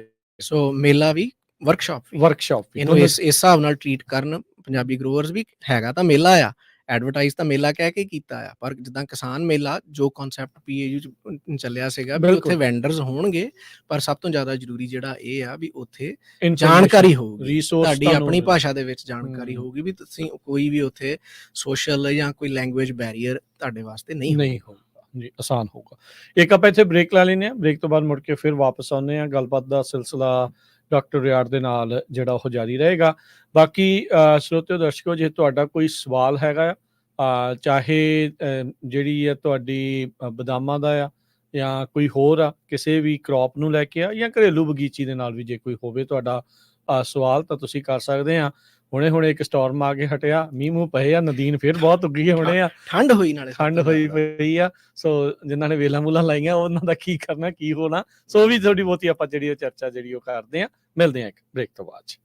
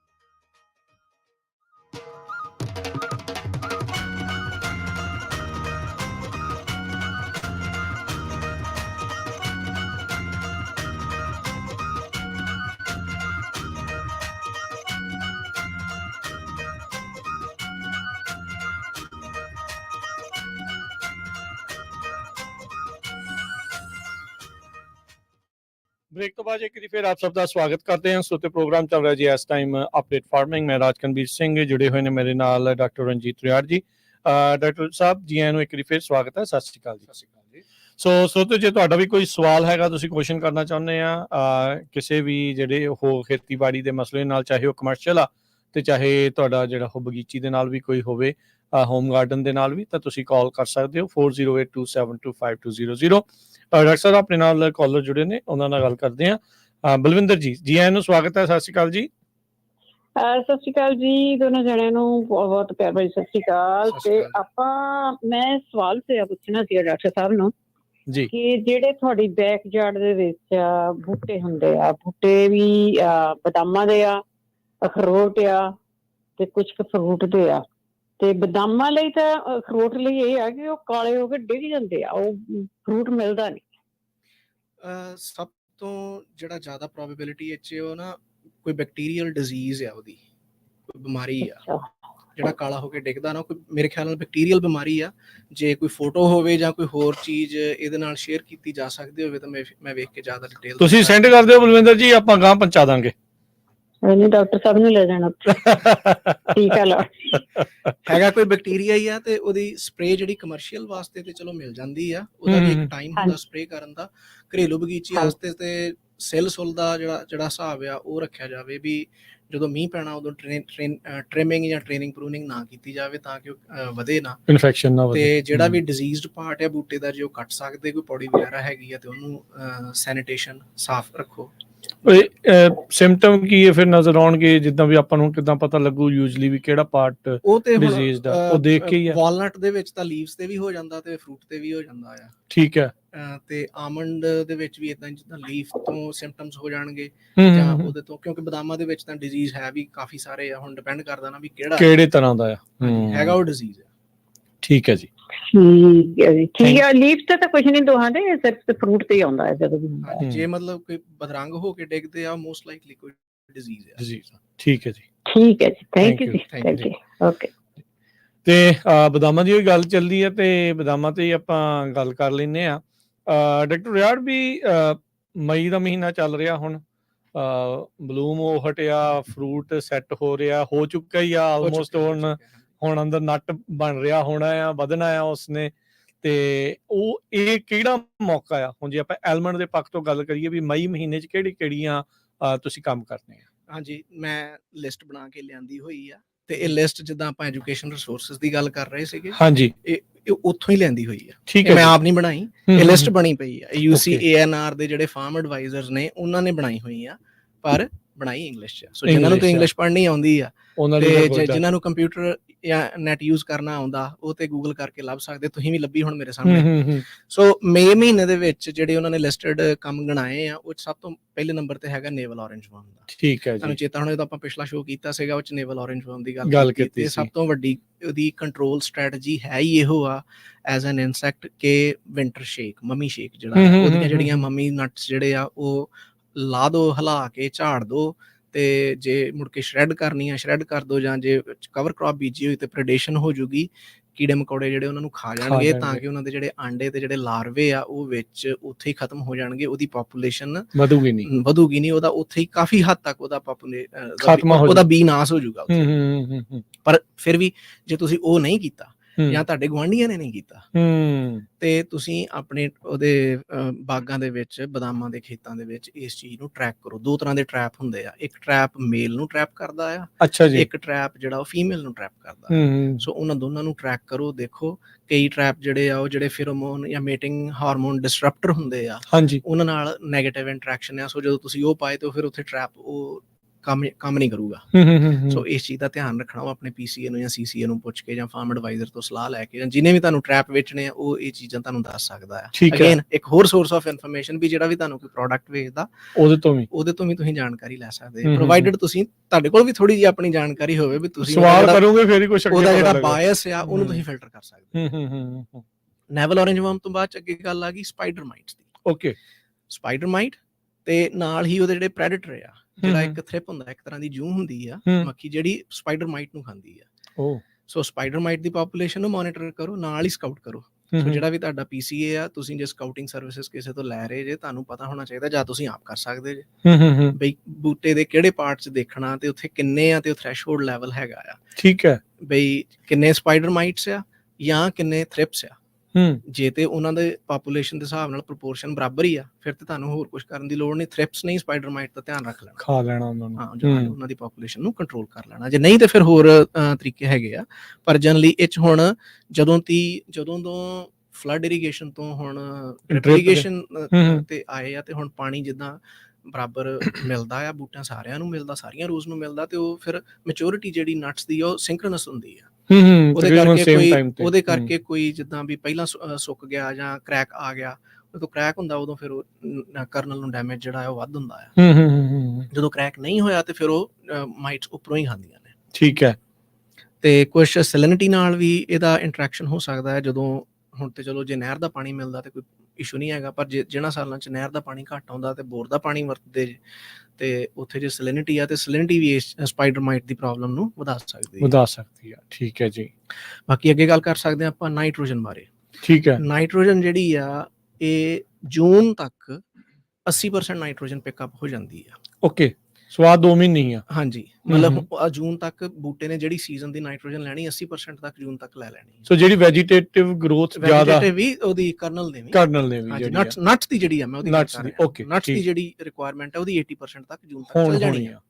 ਸੋ ਉਹ ਤੁਸੀਂ ਅਸੈਸ ਕਰੋ ਪਿਛਲੇ ਸਾਲ ਦੀ ਜੀ ਯੀਲਡ ਦੇ ਹਿਸਾਬ ਨਾਲ ਵੀ ਫਰੂਟ ਲੋਡ ਕਿੰਨਾ ਹੈਗਾ, ਬਲੂਮ ਹੈਵੀ ਹੀ ਕਿ ਲਾਈਟ ਸੀ, ਕਿਉਂਕਿ ਜਨਰਲੀ ਇਦਾਂ ਹੁੰਦਾ ਵੀ ਜਦੋਂ ਹੈਵੀ ਕ੍ਰੌਪ ਹੋਵੇ ਉਦੋਂ ਨਿਊਟ੍ਰੀਐਂਟ ਰਿਕੁਆਇਰਮੈਂਟ ਵੀ ਵੱਧ ਜਾਂਦੀ ਹੈ, ਉਦੋਂ ਫਿਰ ਜ਼ਿਆਦਾ ਪਾਉਣਾ ਪੈਣਾ। ਸੋ ਜੇ ਤੁਹਾਡੀ ਕ੍ਰੌਪ ਪਿਛਲੇ ਸਾਲ ਹੈਵੀ ਸੀ ਤੇ ਤੁਸੀਂ ਉਸ ਹਿਸਾਬ ਨਾਲ ਐਰਕੀ ਵੀ ਹੈਵੀ ਦੇ ਹਿਸਾਬ ਨਾਲ ਪਲਾਨ ਕੀਤਾ, ਪਰ ਜਿੱਦਾਂ ਠੰਡ ਰਹੀ ਆ, ਬਲੂਮ ਘੱਟ ਹੋਇਆ ਜਾਂ ਗੜੇਮਾਰ ਹੋ ਗਈ ਜਾਂ ਕੋਈ ਵੀ ਰੀਜ਼ਨ ਜਿਹਦੇ ਕਰਕੇ ਡ੍ਰੌਪ ਜ਼ਿਆਦਾ ਹੋ ਗਿਆ ਨਟਸ, ਫਿਰ ਤੁਹਾਨੂੰ ਆਪਣੀ ਨਾਈਟ੍ਰੋਜਨ ਮੈਨੇਜਮੈਂਟ ਜਿਹੜੀ ਉਹਨੂੰ ਰੀਅਸੈਸ ਕਰਨਾ ਪੈਣਾ। ਵੀ ਰੀਅਲਿਸਟਿਕ ਰਹੋ, ਵੀ ਜੇ ਤੁਸੀਂ 3500 ਦੇ ਹਿਸਾਬ ਨਾਲ ਪਲਾਨ ਕੀਤਾ ਸੀ ਤੇ ਹੁਣ ਤੁਹਾਡਾ ਟਾਰਗੇਟ 2500 ਆ ਗਿਆ, ਤੁਹਾਨੂੰ ਆਪਣੀ ਨਾਈਟ੍ਰੋਜਨ ਸਪਲਾਈ ਘਟਾਉਣੀ ਚਾਹੀਦੀ, ਉਸ ਹਿਸਾਬ ਦੇ ਨਾਲ ਐਡਜਸਟ ਕਰਨੀ ਚਾਹੀਦੀ ਹੈ। ਤੇ ਮੋਨੀਟਰ ਵੀ ਕਰੋ, ਜੇ ਟਿਸ਼ੂ ਸੈਂਪਲ ਨਹੀਂ ਲੈਂਦੇ, ਲੀਫ ਸੈਂਪਲ ਤੇ ਬੇਸਿਸ ਤੇ ਕ੍ਰੌਪ ਸੈੱਟ ਦੇ ਬੇਸਿਸ ਤੇ ਪਿਛਲੀ ਜੁਲਾਈ ਦੇ ਹਿਸਾਬ ਨਾਲ ਇਸ ਮੌਕੇ ਤੇ ਕੰਪੈਰੀਜ਼ਨ ਕਰਕੇ ਉਸ ਹਿਸਾਬ ਨਾਲ ਉਹਨੂੰ ਰੀਅਲਾਈਨ ਕਰੋ। ਠੀਕ ਹੈ। ਜੇ ਤੇ ਕ੍ਰੌਪ ਉਹਨਾਂ ਕੀ ਆ, ਤੇ ਜੇ ਪਿਛਲੇ ਸਾਲ ਨਾਈਟ੍ਰੋਜਨ ਮੈਨੇਜਮੈਂਟ ਪਲਾਨ ਵਧੀਆ ਕੰਮ ਕੀਤਾ ਤੇ ਚੰਗਾ ਝਾੜ ਨਿਕਲਿਆ ਸੀਗਾ ਤਾਂ ਠੀਕ ਆ, ਪਰ ਜੇ ਕ੍ਰੌਪ ਐ ਕਿ ਉਦੋਂ ਨਾਲੋਂ ਵੱਧ ਆ, ਜੇ ਤੁਸੀਂ ਖੁਸ਼ਕਿਸਮਤ ਜੇ ਤੇ ਜੇ ਘੱਟ ਆ ਤੇ ਫਿਰ ਖਰਚਾ ਘਟਾਓ, ਬਚਾ ਲਓ ਜਿੱਥੇ ਬਚਦੇ ਆ। ਇਦਾਂ ਹੀ ਪੋਟਾਸੀਅਮ ਦੀ ਵੀ ਗੱਲ ਹੈ, ਪੋਟਾਸੀਅਮ ਨਾਈਟ੍ਰੋਜਨ ਨਾਲੋਂ ਵੀ ਜ਼ਿਆਦਾ ਚਾਹੀਦੀ ਆ। ਠੀਕ ਹੈ, ਤੇ ਚਾਹੀਦੀ ਵੀ ਲੰਮੇ ਸਮੇਂ ਤੱਕ ਆ।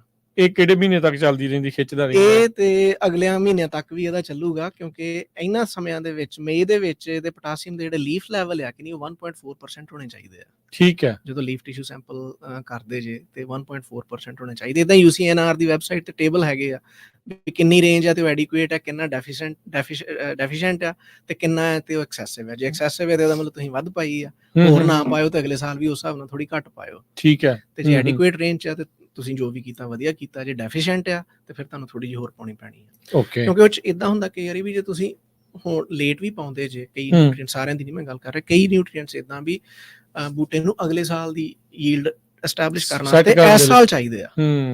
ਸੋ ਤੁਸੀਂ ਜੇ ਪਹਿਲਾਂ ਕੋਈ ਗਲਤ ਡਿਸੀਜਨ ਲਿਆ, ਕੋਈ ਕੈਲਕੂਲੇਸ਼ਨ ਗਲਤ ਹੋ ਗਈ ਆ ਤੇ ਇਸ ਸਾਲ ਦਾ ਤੇ ਝਾੜ ਘਟਿਆ, ਜੇ ਤੁਸੀਂ ਉਹਨੂੰ ਫਿਕਸ ਨਹੀਂ ਕਰਦੇ ਤੁਹਾਡਾ ਅਗਲੇ ਸਾਲ ਦਾ ਵੀ ਝਾੜ ਘਟੂਗਾ, ਉਹ ਕਮਜ਼ੋਰ ਤੇ ਕਮਜ਼ੋਰ ਹੋਈ ਜਾਣਾ। ਹਾਂਜੀ, ਉਹ ਬੂਟੇ ਦੀ ਵਿਗਰ ਜਿਹੜੀ ਆ ਉਹ ਘਟ ਜਾਣੀ ਆ। ਜਿੰਨੇ ਵੀ ਸਟਰਕਚਰ ਨੇ ਅਗਲੇ ਸਾਲ ਯੀਲਡ ਬਣਾਉਣੀ ਆ, ਉਹ ਸਟਰਕਚਰ ਇਸ ਸਾਲ ਘੱਟ ਬਣਨਗੇ। ਓਕੇ, ਸੋ ਇਸ ਕਰਕੇ ਨਿਊਟ੍ਰੀਸ਼ਨ ਡੈਫੀਸ਼ੀਐਂਸੀ ਜਿਹੜੀਆਂ, ਇਹ ਮੈਂ 4 ਤੱਤਾਂ ਦੀ ਗੱਲ ਕਰਦਾ ਆ, ਨਾਈਟ੍ਰੋਜਨ, ਪੋਟਾਸੀਅਮ, ਬੋਰਾਨ ਤੇ ਜ਼ਿੰਕ। ਠੀਕ ਹੈ, ਇਹਨਾਂ ਚੌਹਾਂ ਤੋਂ ਕਦੇ ਵੀ ਵਿਸਲੇ ਨਹੀਂ ਹੋਣਾ। ਇਹਦੇ ਵਿੱਚ ਨਹੀਂ ਜ਼ਿਆਦਾ ਹੱਥ ਘੁੱਟਣਾ, ਇਹਨਾਂ 'ਚ ਨਹੀਂ। ਬੋਰਨ ਦਾ ਉਹਦਾ ਬਹੁਤ ਰਿਲੇਟਿਵਲੀ ਸਸਤੀ ਆ ਤੇ ਮੋਨੀਟਰ ਕਰਨੀ ਪੈਂਦੀ ਹੈ ਤੇ ਉਹਨੂੰ ਸਪਰੇਅ ਕਰਨਾ ਵੀ ਸੌਖਾ ਆ, ਪਰ ਉਹਨੂੰ ਮੋਨੀਟਰ ਕਰਦੇ ਰਹਿਣਾ ਚਾਹੀਦਾ, ਵੀ ਪਤਾ ਹੋਵੇ, ਕਿਉਂਕਿ ਇੱਥੇ ਕਈ ਇਲਾਕੇ ਹੈਗੇ ਜਿੱਥੇ ਬੋਰਨ ਦੀ ਟੌਕਸਿਸਿਟੀ ਵੀ ਆ। ਓਕੇ, ਠੀਕ ਹੈ, ਉਹ ਬਹੁਤਾ ਟਾਈਮ ਵੀ ਨਹੀਂ ਲੱਗਦਾ ਵੀ ਉਹ ਸੂਈ ਇਧਰੋਂ ਉਧਰ ਹੁੰਦੀ। ਹਾਂ, ਵੀ ਕਿਹੜੇ ਵੇਲੇ ਇੰਨੀ ਕੰਸੈਂਟ੍ਰੇਸ਼ਨ ਥੋੜੀ ਜਿਹੀ ਵੀ ਵੱਧ ਗਈ ਤੇ ਉਹ ਸਫੀਸ਼ੀਐਂਟ ਤੋਂ ਟੌਕਸਿਕ ਲੈਵਲ ਤੇ ਚਲ ਜਾਣੀ, ਕਦੋਂ ਚਲੇ ਜਾਣੀ। ਸੋ ਇਸ ਕਰਕੇ ਮੋਨੀਟਰਿੰਗ ਜਿਹੜੀ ਆ ਉਹ ਜ਼ਰੂਰੀ ਆ। ਓਕੇ, ਠੀਕ ਹੈ ਜੀ। ਤੇ ਇਦਾਂ ਹੀ ਡਿਜ਼ੀਜ਼ਸ ਦੇ ਵਿੱਚ ਆਲਟਰਨੇਰੀਆ ਬਲਾਈਟ ਆ, ਜਾਂ ਆਲਟਰਨੇਰੀਆ ਰਸਟ ਆ, ਸਕੈਬ ਆ, ਐਂਥ੍ਰੈਕਨੋਜ਼ ਆ। ਇਹ 4 ਬਿਮਾਰੀਆਂ ਦਾ ਧਿਆਨ। ਹੁਣ ਮੈਨੂੰ ਇਹਨਾਂ ਚੋਂ ਕੁਝ ਨਹੀਂ ਪਤਾ ਵੀ ਇਹ ਕਿੱਦਾਂ, ਆਬਵੀਅਸਲੀ ਹਰੇਕ ਬੂਟੇ ਦੇ ਹਰੇਕ ਬਿਮਾਰੀ ਦੇ ਸਿੰਪਟਮ ਆ। ਠੀਕ ਹੈ, ਕਾਜ਼ਲ ਏਜੰਟ ਆ ਉਹਨਾਂ ਦਾ। ਜੇ ਪਿਛਲੇ ਸਾਲਾਂ 'ਚ ਤੁਹਾਡੇ ਹੋਈ ਆ ਤੇ ਤੁਸੀਂ ਦੇਖਣਾ ਜ਼ਰੂਰ ਚਾਹੀਦਾ, ਫਿਰ ਸਕਾਊਟਿੰਗ ਜ਼ਰੂਰ ਕਰੋ, ਅਵੇਸਲੇ ਨਾ ਹੋ। ਕਿਉਂਕਿ ਕਈ ਵਾਰੀ ਇਦਾਂ ਹੁੰਦਾ ਵੀ ਤੁਸੀਂ ਹਫ਼ਤਾ 10 ਦਿਨ ਗਏ ਨਹੀਂ, ਜਿੱਦਾਂ ਖਾਸ ਕਰਕੇ ਮੀਂਹ ਪੈ ਕੇ ਹਟਿਆ, ਮੋਇਸਚਰ ਵੱਧ ਨਾਲ ਹੁੰਦਾ। ਠੰਡ ਹੋ ਗਈ ਆ, ਖੁਸ਼ਕੀ ਨਹੀਂ ਰਹੀ, ਖੁਸ਼ਕ ਹੋਣਾ ਚਾਹੀਦਾ ਸੀ, ਇੰਨਾ ਜ਼ਿਆਦਾ ਮੀਂਹ ਪਿਆ ਆ, ਉਹਦੇ ਨਾਲ ਜਿਹੜੇ ਡਿਜ਼ੀਜ਼ ਆ ਫਲੇਅਰ ਅਪ ਕਰਦੇ ਆ। ਸੋ ਜਦੋਂ ਵੀ ਇਦਾਂ ਦਾ ਕੋਈ ਇਵੈਂਟ ਹੁੰਦਾ ਤਾਂ ਆਪਣੇ ਖੇਤਾਂ ਨੂੰ, ਬਾਗਾਂ ਨੂੰ, ਬੂਟਿਆਂ ਨੂੰ ਘੁੰਮ ਕੇ ਜ਼ਰੂਰ ਦੇਖੋ, ਕਰਦੇ ਰਹੋ, ਦੇਖਦੇ ਰਹੋ, ਜਾਂ ਆਪ ਦੇਖੋ, ਜਾਂ ਜਿਹੜਾ ਵੀ ਤੁਹਾਡਾ ਹੈਗਾ PCA CCA ਜਿਹੜੇ ਵੀ ਜਿੱਤੋਂ ਵੀ ਤੁਸੀਂ ਸਲਾਹ ਲੈਂਦੇ ਜਾਂ ਜਿਹੜਾ ਵੀ ਤੁਹਾਨੂੰ ਪ੍ਰੋਡਕਟ ਵੇਚਦਾ ਆ, ਮੋਨੀਟਰ ਕਰਦਾ, ਟਰੈਪ ਲਾਉਂਦਾ ਆ, ਉਹਨਾਂ ਤੋਂ ਇਹ ਜਾਣਕਾਰੀ ਸਾਂਝੀ ਕਰਦੇ ਰਹੋ, ਉਹਨਾਂ ਤੋਂ ਪੁੱਛਦੇ ਰਹੋ ਵੀ ਹਾਂ ਵੀ ਕੀ ਚੱਲ ਰਿਹਾ ਆ, ਕਿਹੜਾ ਡਿਜ਼ੀਜ਼ ਆ, ਵੀ ਉਹਨੂੰ ਲੱਭਿਆ ਤੇ ਕਹੋ ਮੈਨੂੰ ਵੀ ਦਿਖਾ ਵੀ ਕਿੱਦਾਂ ਦਾ ਆਵੇ, ਮੈਨੂੰ ਵੀ ਪਤਾ ਲੱਗੇ, ਅਗਲੀ ਵਾਰੀ ਬੰਦਾ ਆਪ ਫਿਰ ਧਿਆਨ ਦੇਖ ਸਕਦਾ, ਫੋਟੋ ਖਿੱਚ ਕੇ ਰੱਖ ਸਕਦਾ, ਫੋਟੋ ਕਿਸੇ ਨੂੰ ਭੇਜ ਕੇ ਪੁੱਛ ਸਕਦਾ ਵੀ ਹਾਂ ਵੀ ਆਹ ਚੀਜ਼ ਹੈ, ਇਹਦਾ ਫਲੇਅਰ ਅਪ ਹੋ ਰਹੀ ਆ ਵੀ ਕੀ ਆ। ਠੀਕ ਹੈ। ਸੋ ਇਹਨਾਂ ਤੇ ਵੀ ਉਸ ਹਿਸਾਬ ਨਾਲ ਫੰਜੀਸਾਈਡਸ, ਹਾਂ ਇੱਕ ਮੈਂ ਫੰਜੀਸਾਈਡਸ ਬਾਰੇ ਦੱਸੂਗਾ ਵੀ ਕਦੇ ਵੀ ਜਿਹੜੀਆਂ ਫੰਜੀਸਾਈਡਸ ਨੇ ਨਾ ਉਹ ਸੇਮ ਗਰੁੱਪ ਦੀਆਂ ਸੀਕੁਐਂਸ 'ਚ ਨਹੀਂ ਵਰਤਣੀਆਂ। ਮਤਲਬ ਜਿਹੜੇ ਫੰਜੀਸਾਈਡਸ ਆ ਇਹਨਾਂ ਦੇ ਵੱਖਰੇ ਵੱਖਰੇ ਗਰੁੱਪ ਹੁੰਦੇ ਆ based on their chemical structure. ਠੀਕ ਆ। ਇਨਸੈਕਟੀਸਾਈਡਸ ਦੇ ਵੀ ਹੁੰਦੇ ਆ, ਹਰਬੀਸਾਈਡਸ ਦੇ ਵੀ ਹੁੰਦੇ ਆ। ਸੋ ਹਰੇਕ ਜਿਹੜੀ ਇਦਾਂ ਦਾ ਐਗਰੀ ਕੈਮੀਕਲ ਆ, ਐਗਰੀਕਲਚਰ ਕੈਮੀਕਲ, ਪੈਸਟੀਸਾਈਡ ਆ, ਭਾਵੇਂ ਉਹ ਹਰਬੀਸਾਈਡ ਆ, ਭਾਵੇਂ ਫੰਜੀਸਾਈਡ ਆ, ਭਾਵੇਂ ਉਹ ਇਨਸੈਕਟੀਸਾਈਡ ਆ, ਕਦੇ ਵੀ ਸੇਮ ਕੈਮੀਕਲ ਗਰੁੱਪ ਦੇ ਸੇਮ ਫਾਰਮੂਲੇਸ਼ਨ ਦੇ ਲਗਾਤਾਰ ਨਹੀਂ ਵਰਤਣੇ ਚਾਹੀਦੇ। ਜੇ ਇੱਕ ਛਿੜਕਾ ਕਿਸੇ ਇੱਕ ਗਰੁੱਪ ਦਾ ਕੀਤਾ, ਦੂਜੀ ਵਾਰੀ ਕਿਸੇ ਹੋਰ ਗਰੁੱਪ ਦਾ ਕਰੋ। ਓਕੇ, ਬਦਲ ਕੇ। ਸਿਰਫ ਇਹ ਨਹੀਂ ਵੀ ਬ੍ਰਾਂਡ ਨੇਮ ਬਦਲਤਾ ਤੇ ਤੁਸੀਂ ਦਵਾਈ ਬਦਲ ਲਈ ਆ, ਅੰਦਰ ਕੰਪੋਜੀਸ਼ਨ ਆ, ਜਿਹੜਾ ਐਕਟਿਵ ਇਨਗਰੀਡੀਐਂਟ ਆ ਉਹ ਬਦਲਣਾ ਚਾਹੀਦਾ। ਠੀਕ ਹੈ। ਤੇ ਜੇ ਉਹ ਅਵੇਲੇਬਲ ਹੋਣ ਇਦਾਂ ਤੇ ਜ਼ਰੂਰ ਆਲਟਰਨੇਟ ਕਰੋ। ਜੇ ਤੁਹਾਨੂੰ ਇਸ ਬਾਰੇ ਨਹੀਂ ਪਤਾ ਤਾਂ ਆਪਣੇ ਜਿਹੜਾ PCA ਆ, ਜਿਹੜਾ ਵੀ ਤੁਹਾਡਾ ਸੈਲਰ ਆ, ਸਪਲਾਇਰ ਆ, ਉਹਨੂੰ ਪੁੱਛੋ ਵੀ ਇਸ ਪੈਸਟ ਵਾਸਤੇ ਹੋਰ ਕਿਹੜਾ ਕਿਹੜਾ ਲੇਬਲਡ ਐਗਰੀਕਲਚਰਲ ਕੈਮੀਕਲ ਜਾਂ ਫੰਜੀਸਾਈਡ ਜਾਂ ਇਨਸੈਕਟੀਸਾਈਡ ਜੋ ਵੀ ਆ ਹੈਗਾ ਅਵੇਲੇਬਲ ਆ। ਕਾਸਟ ਨਾ ਦੇਖੋ ਵੀ ਆ ਸਸਤਾ ਪੈਂਦਾ ਤੇ ਮੈਂ ਹਰ ਵਾਰੀ 4 ਛਿੜਕਾ ਕਰਨੇ ਸਾਲ ਦੇ ਤੇ ਮੈਂ ਚਾਰੇ ਇਹਦੇ ਹੀ ਕਰੀ ਜਾਵਾਂ, ਉਹਨਾਂ ਨਾਲ ਰੈਜ਼ਿਸਟੈਂਸ ਡਿਵੈਲਪ ਹੁੰਦੀ ਆ। ਜਿਹੜਾ ਵੀ ਕੰਟਰੋਲਡ ਟਾਰਗੇਟ ਪੈਸਟ ਹੈ ਜਿਹਨੂੰ ਤੁਸੀਂ ਕੰਟਰੋਲ ਕਰ ਰਹੇ ਜੇ, ਉਹ 'ਚ ਜਿਹੜੇ ਮਰਨ ਵਾਲੇ ਮਰੀ ਜਾਣੇ, ਜਿਹੜੇ ਰੈਜ਼ਿਸਟੈਂਟ ਆ ਉਹਨਾਂ ਨੇ ਬਚੀ ਜਾਣਾ, ਉਹਨਾਂ ਦੀ ਗਾਂ ਪਾਪੂਲੇਸ਼ਨ ਵੱਧ ਜਾਣੀ ਆ ਤੇ ਫਿਰ ਉਹ ਕੰਮ, ਫਿਰ ਉਹਨੂੰ ਕੰਟਰੋਲ ਕਰਨਾ ਔਖਾ ਫਿਰ ਹੋ ਜਾਣਾ। ਉਹ ਜਿਹੜੀ ਦਵਾਈ ਆ ਉਹਨੇ ਅਗਲੇ ਸਾਲ ਤੁਹਾਡੇ ਕੰਮ ਨਹੀਂ ਕਰਨਾ। ਸੋ ਜੇ ਸਸਤੀ ਆ ਤੇ ਉਹ ਕਾਦੀ ਸਸਤੀ ਆ ਜੇ ਉਹ ਵਰਤ ਹੀ ਨਹੀਂ ਸਕਦੇ। ਸਹੀ ਗੱਲ ਆ। ਸੋ ਫੰਜੀਸਾਈਡ ਜਦੋਂ ਕੋਈ ਵੀ ਵਰਤਣਾ, ਰੋਟੇਟ ਕਰਦੇ ਰਹਿਣਾ। ਇਨਸੈਕਟੀਸਾਈਡ ਕੋਈ ਵੀ ਜੇ ਵਰਤਣਾ ਆ, ਲੇਬਲਡ ਆ, ਜਿਹੜਾ ਵੀ ਟਾਰਗੇਟ ਪੈਸਟ ਹੈ ਉਹਦੇ ਵਾਸਤੇ, ਜੇ ਜ਼ਰੂਰ ਕੋਸ਼ਿਸ਼ ਕਰੋ ਜੇ ਰੋਟੇਟ ਕਰ ਸਕਦੇ ਤੇ ਰੋਟੇਟ ਕਰੋ। ਸੀਜ਼ਨ ਦੇ ਵਿੱਚ ਵੀ ਰੋਟੇਟ ਕਰੋ, ਸਾਲ ਦਰ ਸਾਲ ਵੀ ਰੋਟੇਟ ਕਰੋ। ਠੀਕ ਹੈ ਜੀ। ਇਦਾਂ ਹੀ ਵੀਡਸ ਬਾਰੇ ਵੀ ਤੁਸੀਂ ਹੁਣ ਮੋਨੀਟਰ ਕਰ ਸਕਦੇ ਜੇ ਵੀ ਕਿਹੜੀਆਂ ਵੀਡਸ ਜਿਹੜੀਆਂ ਤੁਹਾਡੀਆਂ ਫਾਲ ਤੇ ਵਿੰਟਰ ਦੀਆਂ ਟ੍ਰੀਟਮੈਂਟਸ ਦੇ ਹਿਸਾਬ ਨਾਲ ਕੰਟਰੋਲ ਹੋਈਆਂ, ਕਿਹੜੀਆਂ ਨਹੀਂ ਹੋਈਆਂ। ਜੇ ਨਹੀਂ ਹੋਈਆਂ ਤੇ ਕਿਉਂ ਨਹੀਂ ਹੋਈਆਂ, ਇਸ ਚੀਜ਼ ਬਾਰੇ ਫਿਗਰ ਆਊਟ ਕਰੋ ਤਾਂ ਕਿ ਤੁਸੀਂ ਵੀਡਸ ਨੂੰ ਐਫੀਸ਼ੀਐਂਟਲੀ ਮੈਨੇਜ ਕਰ ਸਕੋ। ਇਦਾਂ ਹੀ ਇਨਸੈਕਟਸ ਆ, ਉਹਨਾਂ 'ਚ ਲੀਫ ਫੁੱਟਡ ਬਗ ਆ ਤੇ ਸਟਿੰਕ ਬਗ ਆ। ਠੀਕ ਹੈ, ਇਹਨਾਂ ਦੀ ਵੀ ਮੋਨੀਟਰਿੰਗ ਸਕਾਊਟਿੰਗ ਕਰਦੇ ਰਹੋ। UC ਵਾਲਿਆਂ ਦੇ ਕਾਫੀ ਸਾਰੇ ਲੀਫ ਫੁੱਟਡ ਬਗਸ ਦੇ ਵੀ ਤੇ ਸਟਿੰਕ ਬਗ ਦੇ ਡੈਡੀਕੇਟਡ ਪੇਜ ਆ ਪੂਰੇ ਉਹਨਾਂ ਦੇ ਵੈਬਸਾਈਟਸ ਤੇ, ਵੀ ਇਹਨਾਂ ਦੀ ਪਛਾਣ ਕਿੱਦਾਂ ਕਰਨੀ ਆ, ਇਹਨਾਂ ਦੇ ਥ੍ਰੈਸ਼ਹੋਲਡ ਕੀ ਆ। ਸਟਿੰਕ ਬਗਸ ਦਾ ਤੇ ਇਦਾਂ ਵੀ ਬਦਾਮ ਦੇ ਸਾਈਜ਼ ਤੇ ਵੀ ਡਿਪੈਂਡ ਕਰਦਾ ਨਾ। ਜਿੱਦਾਂ ਨੇਵਲ ਔਰੇਂਜ ਵਰਮ ਹੈ, ਜਦੋਂ ਹਲ ਸਪਲਿਟ ਹੁੰਦੀ ਖੁੱਲਦਾ ਆ ਤੇ ਉਦੋਂ ਉਹਦੇ ਆਂਡੇ ਅੰਦਰ ਜਾ ਕੇ ਤੇ ਕੀੜਾ ਫਿਰ ਅੰਦਰ ਬਣਦਾ ਤੇ ਉਹ ਕਰਨਲ ਨੂੰ ਨੁਕਸਾਨ ਕਰਦਾ। ਇਦਾਂ ਹੀ ਜੇ ਕੋਈ ਕੀੜਾ ਆ ਵੀ ਜਿਹੜਾ ਬਾਹਰੋਂ ਨੁਕਸਾਨ ਕਰਦਾ ਜੇ ਬੂਟੇ ਦੇ ਉਹਦੇ ਫਰੂਟ ਦੇ ਸ਼ੈਲ ਤੇ ਜਾਂ ਹਲ ਤੇ, ਪਰ ਜੇ ਅੰਦਰ ਨੁਕਸਾਨ ਨਹੀਂ ਕਰਦਾ ਤੇ ਉਹਦੀ ਥ੍ਰੈਸ਼ਹੋਲਡ ਦਾ ਲੈਵਲ ਵੱਖਰਾ ਆ ਉਹਦਾ। ਠੀਕ ਆ, ਹਾਂਜੀ। ਪਰ ਜਿਹੜਾ ਜ਼ਿਆਦਾ ਡੈਮੇਜਿੰਗ ਹੈ, ਜਿਹੜਾ ਅੰਦਰ ਜਾ ਕੇ, ਕਿਉਂਕਿ ਕੁਆਂਟੀਟੀ ਦੇ ਨਾਲ ਜਿਹਨੇ ਕੁਆਲਿਟੀ ਵੀ ਡਿਟੀਰੀਓਰੇਟ ਕਰ ਦੇਣੀ ਆ, ਉਹਦੇ ਨਾਲ ਤੁਹਾਡਾ ਪ੍ਰਾਈਸ ਘਟ ਜਾਣਾ। ਸੋ ਇਹ ਸਾਰੀਆਂ ਚੀਜ਼ਾਂ ਜਿਹੜੀਆਂ ਕਿ ਨਹੀਂ ਧਿਆਨ ਰੱਖਣਾ। ਇਹ ਮਈ ਮਹੀਨੇ ਦੇ ਵਿੱਚ, ਸਿਰਫ ਮਈ ਮਹੀਨੇ ਦੇ, ਹਰ ਮਹੀਨੇ ਦੀ ਵੱਖੋ ਵੱਖਰੀ ਆ। ਹਾਂਜੀ, ਤੇ ਜੇ ਸਾਡੇ ਕੋਲ ਟਾਈਮ ਹੈਗਾ ਤਾਂ ਮੈਂ ਜੂਨ ਦੀਆਂ ਵੀ ਗਿਣਾ ਸਕਦਾ ਵੀ ਜਿਹੜੇ ਮਈ 'ਚ ਪਿੱਛੇ ਪੈ ਗਏ ਉਹ ਗਾਂ ਜੂਨ 'ਚ ਸੰਭਲ ਲੈਣ। ਉਹਦੀ ਤਿਆਰੀ ਜਿਹੜੀ ਉਹ ਕਰ ਲੈਣ। ਉੱਥੇ ਵੀ ਨੇਵਲ ਔਰੇਂਜ ਵਰਮ ਦਾ ਆ, ਕੀੜੀਆਂ ਦਾ ਵੀ ਆ, ਤੇ ਸਪਾਈਡਰ ਮਾਈਟਸ ਦਾ ਵੀ ਆ, ਤੇ ਹਲ ਰੌਟ, ਤੇ ਉਹਦੀਆਂ ਵੀ 2 ਡਿਫਰੈਂਟ ਫਾਰਮਸ ਨੇ ਜਿੱਦਾਂ, ਤੇ ਗਰਾਊਂਡ ਸਕੁਇਰਲਸ, ਤੇ ਨਾਈਟ੍ਰੋਜਨ ਜੂਨ 'ਚ ਫਿਨਿਸ਼ ਹੋ ਜਾਣੀ ਚਾਹੀਦੀ ਆ। ਪੋਟਾਸੀਅਮ ਦੀ ਜਿਹੜੀ ਆ ਜੇ ਲੋੜ ਆ ਤੇ ਉਹਦੀ ਚੱਲਦੀ ਰਹਿਣੀ ਚਾਹੀਦੀ ਆ। ਤੇ ਇਦਾਂ ਹੀ ਪਾਣੀ ਆ ਵੀ ਜਿਹੜਾ ਵੀ ਇਰੀਗੇਸ਼ਨ ਮੈਨੇਜਮੈਂਟ ਜਿਹੜੀ ਆ ਉਹ ਵੀ ਤੁਹਾਡੀ ਕ੍ਰੌਪ ਦੀ ਮੈਚਿਓਰਿਟੀ ਦੇ ਹਿਸਾਬ ਨਾਲ ਚੱਲਣੀ ਚਾਹੀਦੀ ਆ, ਕਿਉਂਕਿ ਕ੍ਰੌਪ ਹਰ ਸਾਲ ਸੇਮ ਸਕੇਜੂਲ ਨਹੀਂ ਫੋਲੋ ਕਰਦਾ। ਜੇ ਗਰਮੀ ਲੇਟ ਪਈ ਆ ਤੇ ਤੁਹਾਡੀ ਕ੍ਰੌਪ ਲੇਟ ਹੋ ਜਾਣੀ ਆ। ਉਹਦੇ ਨਾਲ ਜਿਹੜੀ ਮੈਨੇਜਮੈਂਟ ਹੈ ਉਹ ਵੀ ਸਾਰੇ ਪ੍ਰੋਸੈਸ ਜਿਹੜੇ ਲੇਟ ਹੋ ਜਾਣੇ। ਹੁਣ ਅਸੀਂ ਤੇ ਮਈ ਜੂਨ ਕਹਿ ਕੇ ਕੈਲੰਡਰ ਬਣਾਤਾ ਨਾ, ਫਸਲ ਨੇ ਥੋੜਾ ਕੈਲੰਡਰ ਫੋਲੋ ਕਰਨਾ। ਫਸਲ ਨੇ ਤੇ ਸੂਰਜ ਦਾ ਆਪਣੀ ਕੈਲੰਡਰ ਅੰਦਰ ਚੱਲ ਰਿਹਾ ਹੈ, ਉਹਨੇ ਕੁਦਰਤੀ ਕੈਲੰਡਰ ਫੋਲੋ ਕਰਨਾ। ਸੋ ਇਸ ਹਿਸਾਬ ਨਾਲ ਤੁਹਾਨੂੰ ਐਡਜਸਟ ਕਰਨਾ ਜ਼ਰੂਰੀ ਆ। ਬਿਲਕੁਲ। ਇਹ ਕਾਲਰ ਵੀ ਨੇ ਤੇ ਆਪਾਂ ਉਹਨਾਂ ਦੀ ਵੀ ਕਾਲ ਲੈ ਲੈਂਦੇ ਆ ਤੇ ਫਿਰ ਹੋਰ ਚਰਚਾ ਨੂੰ ਵੀ ਆਪਾਂ ਜਾਰੀ ਰੱਖਾਂਗੇ। ਤੇ ਤੁਹਾਡਾ ਵੀ ਕੋਈ ਕੁਐਸਚਨ ਆ ਸਰੋਤਿਓ ਤਾਂ ਤੁਸੀਂ ਕਾਲ ਵੀ ਕਰ ਸਕਦੇ ਆ 408 272 5200। ਜੱਸੀ ਕੌਰ ਜੀ, ਹਾਂਜੀ ਸਤਿ ਸ਼੍ਰੀ ਅਕਾਲ ਜੀ। ਹਾਂਜੀ ਸਤਿ ਸ਼੍ਰੀ ਅਕਾਲ ਜੀ। ਸਤਿ ਸ਼੍ਰੀ ਅਕਾਲ ਜੀ। ਸਤਿ ਸ਼੍ਰੀ ਅਕਾਲ। ਹਾਂਜੀ ਜੀ, ਆਪਣੇ 2 ਕੁਐਸਚਨ ਨੇ ਵੀ ਆਪਣੇ ਨਾ ਬੈਕਯਾਰਡ ਵਿੱਚ ਲੱਗੇ ਹੋਏ ਨੇ। ਇੱਕ ਤਾਂ ਆੜੂ ਦਾ ਦਰਖਤ ਲੱਗਿਆ ਹੋਇਆ ਹੈ ਜੀ, ਇੱਕ ਨਾਸ਼ਪਤੀ ਦਾ। ਤੇ ਆੜੂ ਦੇ ਦਰਖਤ ਲਾਸਟ ਈਅਰ ਵੀ ਉਹਦੇ ਵਿੱਚ ਪਹਿਲਾਂ ਤਾਂ ਬਹੁਤ ਸੋਹਣਾ, ਜਦੋਂ ਸਟਾਰਟਿੰਗ ਹੁੰਦਾ ਬਹੁਤ ਸੋਹਣਾ ਹੁੰਦਾ ਵਾ, ਫਰੂਟਸ ਲੱਗਦੇ, ਸਭ ਕੁਛ ਲੱਗਦੇ ਆ। ਫਿਰ ਮਿਡਲ ਚ ਆ ਕੇ ਉਹਦੇ ਪੱਤੇ ਸਾਰੇ ਸ਼ਰਿੰਕ ਹੋ ਜਾਂਦੇ ਆ ਤੇ ਉਹਨਾਂ ਦੇ ਫਰੂਟ ਨੂੰ ਵੀ ਕੀੜੇ ਜਿਸ ਤਰ੍ਹਾਂ ਕੁਛ ਕਹਿ ਦਈਏ ਵੀ ਉਹਨੂੰ ਦਾਗ ਵਗੈਰਾ ਲੱਗ ਕੇ ਸਾਰੇ ਡਿੱਗਣ ਲੱਗ ਪੈਂਦੇ ਆ। ਤੇ ਉਹ ਜਿਹੜਾ ਨਾਸ਼ਪਤੀ ਦਾ ਹੈਗਾ ਤੇ ਉਹ ਤਾਂ ਪਤਾ ਨਹੀਂ ਕਿ ਗਰੋਥ ਹੋ ਹੀ ਨਹੀਂ ਰਹੀ ਜੀ। ਫਰੂਟ ਤਾਂ ਬਹੁਤ ਦੂਰ ਦੀ ਗੱਲ ਹੈ, ਪੱਤੇ ਥੋੜੇ ਜਿਹੇ ਨਿਕਲਦੇ ਆ ਤੇ ਬਸ ਐਂਡ ਆਫ ਦਾ ਟਾਈਮ ਉਹ ਸਭ ਝੜ ਜਾਂਦੇ ਨੇ ਜੀ। ਠੀਕ ਹੈ, ਜਿਹੜਾ ਨਾਸ਼ਪਤੀ ਦਾ ਬੂਟਾ ਆ ਉਹ ਕਿੰਨੀ ਕੇਜ ਦਾ ਆ? ਹੈਗਾ ਜੀ ਉਹਦਾ ਹੈ 2-4 ਸਾਲ। 7-8 ਇੰਚ ਦਾ ਹੈਗਾ ਤਣਾ ਉਹਦਾ ਜੀ। ਅੱਛਾ, ਪਤਾ ਨਹੀਂ ਕਿਉਂਕਿ ਘਰ ਬਾਈ ਕੀਤਾ ਸੀਗਾ ਜੀ। ਘਰੇ ਹੀ ਲਾਇਆ ਸੀਗਾ? ਹਾਂਜੀ, ਪਹਿਲਾਂ ਲੱਗਿਆ ਹੋਇਆ ਸੀ ਜਦੋਂ ਆਪਾਂ ਘਰ ਬਾਈ ਕੀਤਾ ਸੀਗਾ ਜੀ। ਤੇ ਕਿੰਨੇ ਚਿਰ ਹੋ ਗਿਆ ਤੁਸੀਂ ਕਹਿੰਦੇ? ਵੀ 7-8 ਸਾਲ ਪੁਰਾਣਾ ਹੈ? ਨਹੀਂ, 7-8 ਫੁੱਟ ਦਾ ਉਹਦਾ ਜੜ, ਉਹਦਾ ਤਣਾ ਹੈਗਾ ਵਾ ਥੱਲੇ ਜੀ। ਪਤਾ ਨਹੀਂ ਕਿੰਨਾ ਸਾਲ ਪੁਰਾਣਾ ਹੋਏਗਾ ਬੂਟਾ ਤਾਂ। 7-8 ਇੰਚ। ਠੀਕ ਹੈ। ਤੇ ਉੱਥੇ ਪਾਣੀ ਤਾਂ ਨਹੀਂ ਖਲੋਂਦਾ? ਪਾਣੀ ਖਲੋਂਦਾ ਤਾਂ ਨਹੀਂ, ਪਰ ਹਾਂ ਨੀਚੋਂ ਗਿੱਲਾ ਰਹਿੰਦਾ ਕਿਉਂਕਿ ਸਾਈਡ ਵਾਲੇ ਦਰਖਤ ਦੇ ਨਾਲ ਧੁੱਪ ਘੱਟ ਲੱਗਦੀ ਹੈ। ਹਾਂਜੀ, ਸੋ ਫਿਰ ਥੋੜਾ ਜਿਹਾ ਜਿਹੜਾ ਪੀਚ ਦੀ ਦਰਖਤ ਦੀ ਗੱਲ ਕਰਦੇ ਹੋ ਬਿਲਕੁਲ ਨਾਲ ਆ ਉਹਦੇ? ਨਹੀਂ ਜੀ, ਪੀਚ ਵਾਲਾ ਦੂਰ ਹੈ, ਚੈਰੀ ਦੇ ਕੋਲੇ ਹੈ ਜੀ। ਠੀਕ ਹੈ। ਸੋ ਇੱਕ ਤੇ ਕੋਈ ਵੀ ਬੂਟਾ ਜਿਹੜਾ ਹੈ ਨਾ, ਉਹਨਾਂ ਨੂੰ ਧੁੱਪ ਜਿਹੜੀ ਸੀਜ਼ਨ ਦੇ ਵਿੱਚ ਜ਼ਰੂਰੀ ਮਿਲਣੀ ਚਾਹੀਦੀ ਹੈ। ਪਾਣੀ ਘਟਾ ਦਿਓ ਫਿਰ, ਥੋੜਾ ਸੁੱਕ ਲੈਣ ਦਿਓ, ਜੜਾਂ ਨੂੰ ਸਾਹ ਆ ਜੇ। ਜੇ ਧੁੱਪ ਨਹੀਂ ਵਧਾ ਸਕਦੇ ਤੇ ਪਾਣੀ ਉੱਥੇ ਉਸ ਹਿਸਾਬ ਨਾਲ ਆਪਣਾ ਇਰੀਗੇਸ਼ਨ ਦੇ ਜਿਹੜੇ ਅਮਿਟਰ ਆ ਜਾਂ ਸਪ੍ਰਿੰਕਲਰ ਆ, ਉਹਨਾਂ ਦਾ ਟਾਈਮ ਜਾਂ ਉਹਨਾਂ ਦੀ ਲੋਕੇਸ਼ਨ ਜਾਂ ਉਹਨਾਂ ਦੀ ਡਾਇਰੈਕਸ਼ਨ ਬਦਲ ਕੇ ਵੀ ਉਹਨੂੰ ਥੋੜਾ ਜਿਹਾ ਸਾਹ ਆਵੇ, ਡਰੇਨੇਜ ਜਿਹੜੀ ਆ ਉਹ ਹੋਵੇ। ਕਿਉਂਕਿ ਇੱਥੇ ਕੈਲੀਫੋਰਨੀਆ ਦੀ ਮਿੱਟੀ 'ਚ ਪਾਣੀ ਜੀਰਦਾ ਬਹੁਤ ਔਖਾ ਆ ਹੁਣ, ਕਿਉਂਕਿ ਤੁਸੀਂ ਬੂਟਾ ਲਾਇਆ ਨਹੀਂਗਾ, ਤੁਹਾਨੂੰ ਪਤਾ ਨਹੀਂ ਵੀ ਥੱਲੇ ਉਹਦੇ ਕੀ ਆ। ਸੋ ਜੇ ਉੱਥੇ ਕੋਈ ਹਾਰਡ ਪੈਨ ਆ ਵੀ ਜਿਹਦੇ ਨਾਲ ਡਰੇਨੇਜ ਇੰਪੀਡ ਹੁੰਦੀ ਆ ਤੇ ਉਹਨੇ ਪਾਣੀ ਨਹੀਂਗਾ ਸੁੱਕਣ ਦੇਣਾ, ਤੇ ਬੂਟਾ ਦੀਆਂ ਜੜ੍ਹਾਂ ਜਦੋਂ ਪਾਣੀ 'ਚ ਡੁੱਬੀਆਂ ਰਹਿੰਦੀਆਂ ਤੇ ਗੋਤੇ ਹੀ ਖਾਂਦਾ ਵਿਚਾਰਾ। ਸੋ ਜਾਂ ਤਾਂ ਤੁਸੀਂ ਕੋਈ ਚੀਜ਼, ਤਿੱਖੀ ਚੀਜ਼ ਨਾਲ, ਰੰਬੇ ਨਾਲ, ਕਈ ਵਰਗੀ ਚੀਜ਼ ਨਾਲ ਤੁਸੀਂ ਉਹਦੀ ਜੜ੍ਹ ਤੋਂ ਸਾਈਡ ਤੇ ਥੋੜਾ ਹਟਵਾ ਕਰਕੇ ਥੋੜਾ ਪੁੱਟ ਕੇ ਦੇਖ ਸਕਦੇ ਜੇ ਵੀ 6 ਇੰਚ 8 ਇੰਚ ਤੇ ਕੋਈ ਹਾਰਡ ਪੈਨ ਹੈ। ਜੇ ਹੈਗਾ ਤਾਂ ਥੋੜੀ ਜਿਹੀ ਗੋਡੀ ਉਹਦੀ ਉਸ ਹਿਸਾਬ ਨਾਲ ਕਰ ਸਕਦੇ ਜੇ ਵੀ ਉਹਦੇ ਜੜ੍ਹਾਂ ਦੇ ਵਿੱਚੋਂ ਪਾਣੀ ਖਲੋਣ ਦੀ ਪ੍ਰੋਬਲਮ ਜਿਹੜੀ ਆ ਉਹ ਸਾਲਵ ਹੋਵੇ। ਤੇ ਜੇ ਉਹਦੀ ਟ੍ਰਿਮਿੰਗ ਨਹੀਂ ਕੀਤੀ ਤੇ ਮੈਂ ਪੀਚ ਬਾਰੇ ਵੀ ਇਹੋ ਕਹੂੰਗਾ ਵੀ ਪੀਚ ਦਾ ਜਿਹੜਾ ਆ ਉਹਦਾ ਫਲਾ ਕਿੰਨਾ ਕੁ, ਉਹਦੀ ਸੰਘਣਾ ਕਿੰਨਾ ਕੁ ਬੂਟਾ?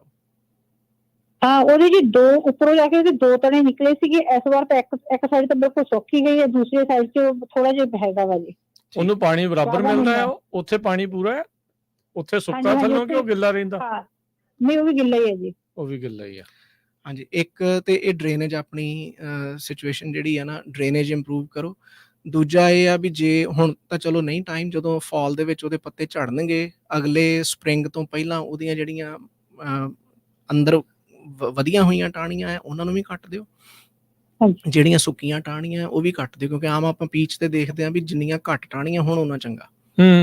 4-5 ਹੀ ਹੁੰਦੀਆਂ, ਕਮਰਸ਼ੀਅਲ ਸਕੇਲ ਤੇ ਤਾਂ 4-5 ਹੀ ਹੁੰਦੀਆਂ ਆ। ਹਾਂ, 4-5 ਹੀ ਹੈ ਜੀ। ਹਾਂਜੀ, ਸੋ ਉਹ 4-5 ਦੇ ਵਿੱਚ ਵੀ ਉਹ ਓਪਨ ਹੋਣ, ਵੀ ਓਪਨ ਕੈਨੋਪੀ ਹੋਵੇ, ਵੀ ਜਿਹੜਾ ਸਾਰੇ ਧੁਰ ਅੰਦਰ ਤੱਕ ਧੁੱਪ ਜਾਂਦੀ ਹੈ ਜੀ। ਤੇ ਬਾਕੀ ਉਹਦੀ ਫਰਟੀਲਾਈਜ਼ਰ ਪਾਉਣ ਦਾ ਕੋਈ ਤਰੀਕਾ, ਜਿੱਦਾਂ ਕੋਈ ਵੀ ਜਿਹੜੀ ਜਨਰਲ ਪਰਪਸ ਖਾਦ ਆ, ਜੇ ਤੁਸੀਂ ਕਿਤੇ ਨਹੀਂ ਪਾਈ ਤੇ ਉਹ ਪਾਓ। ਕਿਉਂਕਿ ਜੇ ਫਰੂਟ ਦੇ ਕਰਕੇ ਫਰੂਟ ਪੱਕਦਾ ਉਹਦੇ ਤੇ ਕਿ ਨਹੀਂ ਪੀਚ ਤੇ? ਜੀ ਪਹਿਲੇ ਸਾਲ ਤਾਂ ਪੱਕਿਆ ਸੀ, ਲਾਸਟ ਈਅਰ ਵੀ ਜੇ ਘਰ ਬਾਈ ਕੀਤਾ ਸੀ ਉਦੋਂ ਤਾਂ ਸੀਗਾ। ਲਾਸਟ ਈਅਰ ਵੀ ਉਹਦਾ ਫਰੂਟ ਆਪ ਹੀ ਖਰਾਬ ਹੋ ਕੇ ਸਾਰਾ ਡਿੱਗ ਪਿਆ ਸੀਗਾ ਜੀ ਥੋੜਾ ਜਿਹਾ। ਤੇ ਇਸ ਵਾਰ ਤਾਂ ਪਤਾ ਨਹੀਂ, ਹੁਣ ਦੇਖੋ ਕਿੱਦਾਂ ਕਰਦੇ। ਗੋਡੀ ਕਰਦੇ ਹੁੰਦੇ ਹੋ ਤੇ ਆਲੇ ਦੁਆਲੇ ਉਦਾਂ ਵੈਸੇ ਕਦੀ? ਹਾਂਜੀ, ਥੋੜੀ ਗੋਡੀ ਕਰਕੇ ਤੇ ਲੋਸ ਚ ਲੈ ਕੇ ਖਾਦ ਪਾ ਦੇਗੀ, ਪਰ ਇਹ ਨਹੀਂ ਪਤਾ ਵੀ ਸਹੀ ਖਾਦ ਕਿਹੜੀ ਪਾਈਏ ਉਹਨੂੰ। ਠੀਕ ਹੈ, ਚਲੋ ਠੀਕ ਹੈ। ਜਿਹੜਾ ਫਰੂਟ ਜਿਹੜਾ ਡਿੱਗਾ ਤੁਸੀਂ ਕਹਿ ਰਹੇ ਜੋ, ਕੋਈ ਪੱਕ ਕੇ ਵੀ ਡਿੱਗਾ ਜਿਹੜਾ ਸਹੀ ਤਰੀਕੇ ਨਾਲ, ਕਿ ਕਿਸੇ ਬਿਮਾਰੀ ਨਾਲ ਜਾਂ ਕਿਸੇ ਕੀੜੇ ਨਾਲ ਖਰਾਬ ਹੋ ਕੇ ਡਿੱਗਿਆ? ਹਾਂਜੀ ਭੈਣ ਜੀ। ਹਾਂਜੀ, ਬਿਮਾਰੀ ਦੇ ਨਾਲ ਹੀ ਡਿੱਗੇ ਜੀ ਸਾਰੇ। ਅੱਛਾ, ਠੀਕ ਹੈ। ਸੋ ਜੇ ਬਿਮਾਰੀ ਨਾਲ ਡਿੱਗਿਆ ਨਾ, ਤਾਂ ਉਹ ਪੱਤਿਆਂ ਤੇ ਵੀ ਜੇ ਕੋਈ ਬਿਮਾਰੀ ਆ ਤੇ ਉਹ ਓਪਨ ਕੈਨੋਪੀ ਟ੍ਰੇਨਿੰਗ ਉਹਦੀ ਥੋੜੀ ਸਹੀ ਕਰਕੇ, ਪ੍ਰੂਨਿੰਗ ਉਹਨੂੰ ਛਾਂਗ ਕੇ, ਤੇ ਕੋਈ ਜਨਰਲ ਪਰਪਸ ਨੀਮ ਬੇਸ ਜਿੱਦਾਂ ਨਾ ਫੰਜੀਸਾਈਡ ਹੁੰਦੇ ਆ, ਉਹ ਤੁਸੀਂ ਸਪਰੇਅ ਕਰ ਸਕਦੇ ਜੇ। ਉਹਨਾਂ ਦਾ ਕੋਈ ਬਹੁਤਾ ਨੁਕਸਾਨ ਨਹੀਂ ਆਪਣੀ ਸਿਹਤ ਦੇ ਉੱਤੇ, ਤੇ ਹੋਮ ਗਾਰਡਨ ਵਾਸਤੇ ਉਹ ਸੇਫ ਵੀ ਮੰਨੇ ਜਾਂਦੇ ਆ, ਤੇ ਉਹ ਵੀ ਟਰਾਈ ਕਰ ਸਕਦੇ, ਪ੍ਰੋਵਾਈਡਡ ਵੀ ਕਵਰੇਜ ਜਿਹੜੀ ਆ ਉਹ ਉਹਨਾਂ ਦੀ ਸਹੀ ਹੋਵੇ ਜੀ। ਬਾਕੀ ਆ ਜੜ੍ਹਾਂ ਵਾਲੀ ਜ਼ਰੂਰ ਚੈੱਕ ਕਰੋ, ਡਰੇਨੇਜ ਜਿਹੜੀ ਆ ਉਹ ਇੰਪਰੂਵ ਕਰੋ, ਵੀ ਪਾਣੀ ਨਾ ਖਲੋਤਾ ਰਹੇ, ਥੋੜੀ ਜਿਹੀ ਖੁਸ਼ਕ ਹੋ ਜੇ ਪਾਣੀ ਲਾਉਣ ਤੋਂ 2 ਪਾਣੀਆਂ ਦੇ ਵਿੱਚ। ਹਾਂਜੀ, ਉਹ ਕਿਉਂਕਿ ਜੇ ਤੁਹਾਡਾ ਰੂਟ ਨੂੰ ਪ੍ਰੋਬਲਮ ਆ ਤਾਂ ਫਿਰ ਉਹ ਗਾਂ ਦੀ ਗਾਂ ਜਿਹੜੀ ਉਹ ਵੱਧਦੀ ਹੋਈ ਜਾਂਦੀ ਆ। ਇੱਕ ਹੋਰ ਕਾਲਰ ਨੇ, ਫਿਰ ਆਪਣਾ ਸਮਾਂ ਵੀ ਸਮਾਪਤੀ ਵੱਲ ਨੂੰ। ਮਨਦੀਪ ਕੌਰ ਜੀ, ਹਾਂਜੀ ਸਤਿ ਸ਼੍ਰੀ ਅਕਾਲ ਜੀ। ਹਾਂਜੀ ਸਤਿ ਸ਼੍ਰੀ ਅਕਾਲ। ਹਾਂਜੀ ਸਤਿ ਸ਼੍ਰੀ ਅਕਾਲ ਜੀ। ਅਸੀਂ ਔਰੇਂਜ ਲਾਇਆ ਸੀ ਬੈਕਯਾਰਡ ਵਿੱਚ ਪਿੱਛੇ, ਤੇ ਉਹ ਵਧੀਆ ਹੀ ਨੀਗਾ। ਕਦੋਂ ਲਾਇਆ ਸੀ ਭੈਣ ਜੀ? 2 ਸਾਲ ਪਹਿਲਾਂ ਲਾਇਆ ਸੀਗਾ। ਓਕੇ ਜੀ। ਸੋ ਔਰੇਂਜ ਨੂੰ ਇੱਥੇ ਮੇਰੇ ਨਾਲ ਵੀ ਆਪਣਾ ਇਦਾਂ ਦਾ ਐਕਸਪੀਰੀਅੰਸ ਹੋਇਆ ਸੀਗਾ। ਠੀਕ ਹੈ। 2 ਸਾਲ 3 ਸਾਲ ਨਿੰਬੂ ਦਾ ਬੂਟਾ ਮੈਂ ਵਾਹ ਲਾ ਛੱਡੀ ਪੂਰੀ, ਪਰ ਉਹ ਨਹੀਂ ਚੱਲਿਆ। ਫਿਰ ਮੈਂ ਉਹਦੀ ਜਗ੍ਹਾ ਬਦਲ ਕੇ, ਇੱਕ ਤੇ ਉੱਥੇ ਧੁੱਪ ਨਹੀਂ ਸੀ ਪੈਂਦੀ, ਓਕੇ। ਸੋ ਇੱਕ ਇਹ ਸ਼ੋਰ ਕਰਿਓ ਵੀ ਉਹ ਜਿੱਥੇ ਵੀ ਤੁਸੀਂ ਲਾਇਆ ਉੱਥੇ ਧੁੱਪ ਪੈਂਦੀ ਹੋਵੇ। ਦੂਜਾ, ਉਹਨੂੰ ਲਾਉਣ ਤੋਂ ਪਹਿਲਾਂ 1.5 ਫੁੱਟ ਡੂੰਘਾ ਟੋਆ ਪੁੱਟਣਾ ਪੈਣਾ ਤੁਹਾਨੂੰ, ਕਿਉਂਕਿ 8 ਇੰਚ ਤੇ ਜਾ ਕੇ ਇੱਕ ਹਾਰਡ ਪੈਨ ਦੀ ਲੇਅਰ ਆਉਂਦੀ ਹੈ ਜਿਹੜੀ ਥੋੜੀ ਛਾਣੀ ਨਾਲ ਟੁੱਟਦੀ ਆ। ਉਹ ਰੰਬੇ ਨਾਲ ਨਹੀਂ ਗੀ ਟੁੱਟਦੀ, ਤੇ ਔਰੇਂਜ ਦੀਆਂ ਜੜ੍ਹਾਂ ਨੇ ਕਿੱਥੋਂ ਉਹਦੇ ਵਿੱਚੋਂ ਦੀ ਤੋੜ ਲੈਣਾ, ਲੰਘ ਜਾਣਾ। ਸੋ ਉਹ ਹਾਰਡ ਪੈਨ ਤੋੜ ਕੇ ਤੇ ਉਹ ਮਿੱਟੀ ਬਦਲ ਕੇ ਥੋੜੀ ਜਿਹੀ ਵਿੱਚ ਰੂੜੀ ਵਗੈਰਾ ਰਲਾ ਕੇ ਮਿਕਸ ਕਰਕੇ, ਤੇ ਜੇ ਤੇ ਦੁਬਾਰਾ ਪੋਲੀ ਮਿੱਟੀ ਡਰੇਨੇਜ ਵਾਲੀ ਜਿਹੜੀ ਉਹ ਪਾਓ, ਵੈਲ ਡਰੇਨਡ। ਤੇ ਦੂਜਾ ਵੀ ਉਹਨੂੰ ਪਾਣੀ ਨਹੀਂ ਜ਼ਿਆਦਾ ਲਾਉਣਾ। ਕਾਊਂਟਰ ਇੰਟੂਟਿਵ ਡਰੇਨ, ਕਿਉਂਕਿ ਪ੍ਰੋਬਲਮ ਹੀ ਇਸੇ ਕਰਕੇ ਆਉਂਦੀ ਵੀ ਪਾਣੀ ਜਿੰਨਾ ਥੋੜਾ ਜਿਹਾ ਵੀ ਹੁੰਦਾ, ਡਰੇਨ ਨਹੀਂ ਹੁੰਦਾ, ਉਹ ਖਲੋਤਾ ਰਹਿੰਦਾ ਉੱਥੇ, ਤੇ ਬੂਟੇ ਦੀ ਗਰੋਥ ਨਹੀਂ ਹੁੰਦੀ, ਸਟਨ ਹੋ ਜਾਂਦਾ। ਹਾਂਜੀ, ਸੋ ਧੁੱਪ, ਮਿੱਟੀ ਤੇ ਪਾਣੀ। ਹਾਂਜੀ ਭੈਣ ਜੀ। ਕਿਦਾਂ ਅਸੀਂ ਪਿੱਛੋਂ ਫੱਟ ਕੇ ਹੁਣ ਮੋੜੇ ਲਾਤਾ। ਕਦੋਂ ਜੇ ਕੀਤਾ ਇਹ ਕੰਮ? ਹੁਣ ਜੇ ਕੀਤਾ? ਹਾਂਜੀ ਹੁਣੇ ਹੀ ਕੀਤਾ ਗਾਤੀ ਨਾਲ ਨਾ। ਫਰਵਰੀ ਚ ਕਰਨਾ ਸੀ ਅਸੀਂ, ਪਰ ਮੇਰੇ ਹਸਬੈਂਡ ਬਸ ਡਿਲੇ ਕਰਦੇ ਤੇ ਇਹ ਹੁਣ ਡਾਕਟਰ ਸਾਹਿਬ ਜਿਹੜਾ ਇਹਨਾਂ ਨੇ ਇਸ ਟਾਈਮ ਕੀਤਾ ਆ, ਠੀਕ ਹੀ ਆ ਸੀਜ਼ਨ? ਹਾਂ, ਕੋਈ ਚੱਕਰ ਨਹੀਂ। ਟੋਆ ਕਿੰਨਾ ਡੂੰਘਾ ਪੁੱਟਿਆ ਸੀ ਇਹ ਦੱਸ ਦਿਓ। ਤਾਂ ਉਹ ਅਸੀਂ 1.5 ਫੁੱਟ ਪੱਟਿਆ ਸੀਗਾ। ਫਿਰ ਤਾਂ ਠੀਕ ਹੈ। ਚਲੋ ਹੋਪਫੁਲੀ ਗਰੋ ਕਰ ਜੂਗਾ। ਤੇ ਬਾਕੀ ਇੱਕ ਜਨਰਲ ਪਰਪਸ ਫਰਟੀਲਾਈਜ਼ਰ ਮਿਲ ਜਾਂਦਾ ਆ 16 ਕਿ 15? ਨਹੀਂ, ਉਹ ਗ੍ਰੈਨੂਲਰ ਹੁੰਦੇ, ਉਹ ਥੋੜਾ ਟਾਈਮ ਲਾਉਂਦੇ ਆ ਡਿਲੀਵਰੀ ਵਾਸਤੇ। ਇੱਕ ਪਾਊਡਰ ਮਿਲਦਾ, ਨੀਲੇ ਰੰਗ ਦਾ ਪਾਊਡਰ ਹੁੰਦਾ, ਮਿਰੇਕਲ ਗਰੋ। ਠੀਕ ਹੈ, ਤੇ ਉਹ ਲੇਬਲ ਦੇ ਹਿਸਾਬ ਨਾਲ ਪਾਣੀ ਚ ਮਿਕਸ ਕਰਕੇ, ਪਰ ਫਿਰ ਪਾਣੀ ਬਹੁਤ ਥੋੜਾ ਪਾਉਣਾ, ਉਹਨੂੰ ਜ਼ਿਆਦਾ ਨਹੀਂ। ਹਾਂਜੀ। ਓਕੇ। ਤੇ ਦੂਸਰੀ ਗੱਲ, ਜੇ ਦੂਸਰਾ ਬੂਟਾ ਅਸੀਂ ਉਹਦੇ ਨਾਲ ਲਾਉਣਾ ਤਾਂ ਕਿੰਨੇ ਫੁੱਟ ਦੀ ਉੱਤੇ ਹੋਣਾ ਚਾਹੀਦਾ ਫਰੂਟ ਟਰੀ? ਜਿਹੜਾ ਦੂਜਾ ਵੀ ਨਾਲ ਲਾਉਣਾ ਵੀ, ਉਹ ਵੀ ਔਰੇਂਜ ਹੀ ਲਾਉਣਾ ਆ? ਨਹੀਂ, ਕੋਈ ਹੋਰ ਲਾਉਣਾ। ਅੱਛਾ, ਕੋਈ ਵੀ ਹੋਰ ਲਾਉਣਾ ਹੈ, ਠੀਕ ਆ। ਇੰਨੇ ਔਰੇਂਜ ਕੀ ਕਰਨੇ ਆਪਾਂ? ਕੋਈ ਨਹੀਂ, ਦੇ ਜਾ ਕਰੋ ਇੱਥੇ, ਸਾਨੂੰ ਕੋਈ ਚੱਕਰ ਨਹੀਂ। ਹਾਂਜੀ। ਸਾਡੇ ਛਿੱਗ ਲੱਗਿਆ ਹੋਇਆ, ਉਹਨੂੰ ਇੰਨਾ ਕੁ ਫਲ ਆਉਂਦਾ ਨਾ। ਹਾਂਜੀ। ਅਸੀਂ ਲੋਕਾਂ ਨੂੰ ਕਹਿੰਦੇ ਆ ਲੈ ਲਓ ਪਲੀਜ਼, ਲੈ ਜਾਓ। ਚਲੋ ਠੀਕ ਆ। ਉਹ ਪੱਕਦਾ ਵੀ ਇੰਨਾ ਹੈ ਕਿ ਲਾਲ ਸੁਰਖ ਹੋ ਜਾਂਦਾ। ਉਹ ਜਿਹੜੇ ਛੋਟੇ ਫਿੱਗ ਹੁੰਦੇ ਬੱਚੇ ਜੇ, ਉਹ ਨਹੀਂ ਹੈਗਾ, ਉਹ ਤਾਂ ਸੰਤਰੇ ਜਿੱਦਾਂ ਹੋ ਜਾਂਦਾ, ਐਡਾ ਵੱਡਾ। ਹਾਂਜੀ, ਜੈਪਨੀਜ਼ ਫਿਗ ਹੁੰਦਾ। ਠੀਕ ਹੈ। ਉਹ ਫਿਰ ਪ੍ਰੀਜ਼ਰਵ ਕਰਕੇ ਰੱਖ ਲਿਆ ਕਰੋ ਨਾ ਜ਼ਿਪਲੌਕ ਬੈਗਸ ਦੇ ਵਿੱਚ, ਤੇ ਸਾਰੇ ਰਿਸ਼ਤੇਦਾਰਾਂ ਨੂੰ ਵੰਡ ਦਿਆ ਕਰੋ। ਜੈਮ ਬਣਾ ਕੇ ਵੰਡੋ। ਨਹੀਂ ਤਾਂ ਗੁਰੂ ਘਰ ਦੇ ਆਓ। ਹਾਂਜੀ, ਨਹੀਂ ਬਿਲਕੁਲ ਸਹੀ। ਅੱਛਾ, ਕਿੰਨੇ ਫੁੱਟ ਦੀ ਦੂਰੀ? 6 ਤੋਂ 8 ਫੁੱਟ। ਬਾਕੀ ਫਾਈਨਲ ਸਾਈਜ਼ ਤੇ ਡਿਪੈਂਡ ਕਰਦਾ, ਜੇ ਤੇ ਬੂਟਾ ਡਵਾਰਫ ਜਾਂ ਸੈਮੀ ਡਵਾਰਫ ਆ। ਘਰਾਂ 'ਚ ਤਾਂ ਵੈਸੇ ਮਿਲਦਾ ਤਾਂ ਉਹੀ ਬੈਸਟ ਆ। ਉਹ ਤੇ ਡਿਪੈਂਡ ਕਰਦਾ ਨਾ ਵੀ ਤੁਸੀਂ ਲਿਆ ਕੇ ਕਿੱਥੋਂ ਲਾਉਂਦੇ ਜੇ। ਹਾਂ, ਜੇ ਤੇ ਸੀਡ ਤੋਂ ਤਿਆਰ ਕੀਤਾ ਹੋਇਆ ਤੁਸੀਂ ਲੈ ਕੇ ਲਾਇਆ, ਤੇ ਉਹ ਤੇ ਗਲਤੀ ਹੈ ਨਾ। ਹਾਂ, ਠੀਕ ਹੈ। ਉਹਨੇ ਟਾਈਮ ਬਹੁਤ ਲੈਣਾ ਹੁੰਦਾ। ਜੇ ਗ੍ਰਾਫਟਡ ਆ ਜਾਂ ਵੈਜੀਟੇਟਿਵਲੀ ਪ੍ਰੋਪੇਗੇਟਡ ਆ, ਉਹ ਛੇਤੀ ਫਲ ਦੇਣ ਲੱਗ ਜਾਂਦੇ, ਤੇ ਬਹੁਤੇ ਵੱਡੇ ਜਿੱਦਾਂ ਬਿਗ ਬਾਕਸ ਸਟੋਰ ਤੋਂ ਜਾਂ ਨਰਸਰੀ ਤੋਂ ਲਾਉਂਦੇ, ਉਹ ਤਾਂ ਫਿਰ ਠੀਕ ਹੈ। ਹਾਂਜੀ, ਕਿਸੇ ਨਰਸਰੀ ਤੋਂ ਟਰਸਟਡ ਸੋਰਸ ਤੋਂ ਲਿਆਓ, ਜਾਂ ਜਿੱਤੇ ਲੇਬਲ ਹੋਵੇ ਵੀ ਇਹ ਡਵਾਰਫ ਹੈ ਜਾਂ ਸੈਮੀ ਡਵਾਰਫ ਹੈ। ਠੀਕ ਹੈ ਜੀ। ਤੇ ਉਹ ਤੇ 6 ਫੁੱਟ ਦੀ ਦੂਰੀ ਉਹਨਾਂ ਦੇ ਵਾਸਤੇ ਬਥੇਰੀ ਹੁੰਦੀ ਹੈ। ਬਹੁਤੇ ਉੱਚੇ ਵੀ ਨਹੀਂ ਹੁੰਦੇ, ਤੇ ਬਹੁਤੇ ਖਲਾਰਾ ਵੀ ਨਹੀਂ ਪਾਉਂਦਾ, ਸਾਂਭ ਹੋ ਜਾਂਦੇ ਆ। ਬਿਲਕੁਲ। ਤੇ ਸਮਾਂ ਆਪਣਾ ਸਮਾਪਤੀ ਤੇ ਜਾਂਦੇ ਇੱਕ ਜਿਹੜਾ ਮੌਸਮ ਦੇ ਵਿੱਚ ਸਟਾਰਮ ਦੇ ਨਾਲ ਜਿਹੜੀ ਠੰਡਕ ਆਈ ਆ, ਇਹਦਾ ਕੀ ਅਸਰ ਰਹੂਗਾ? ਦੇਖੋ ਜੀ, ਅਸਰ ਇਹਦਾ ਹੋਣਾ ਤੇ ਹੈਗਾ ਮਾੜਾ, ਪਰ ਜਿਹੜੀ ਵੀ ਕੋਈ ਫਸਲ ਜਾਂ ਬੂਟਾ ਝੱਲ ਗਿਆ, ਉਹ ਠੀਕ ਆ। ਜਿਹਨੇ ਅਸਰ ਮਾੜਾ ਜਿਹਨੇ ਦਿਖਾਉਣਾ ਸੀ, ਉਹ ਅੱਜ ਦਿਖਾ ਰਿਹਾ ਹੋਊਗਾ, ਕਿਉਂਕਿ 50 ਤੋਂ ਥੱਲੇ ਟੈਂਪਰੇਚਰ ਹੋ ਗਿਆ ਸੀਗਾ ਰਾਤ 2 ਰਾਤਾਂ। ਆਹ ਪਿਛਲੇ 43 ਤੇ ਰਿਹਾ, ਮਿਡ 40s ਜਾਣ ਲੱਗ ਗਿਆ। ਹੁਣ ਇਹ ਬੂਟੇ ਆ ਜਿਹੜੇ ਫਸਲਾਂ, ਇਹਨਾਂ ਸਾਰੀਆਂ ਦਾ active growth temperature 50 degree Fahrenheit ਆ।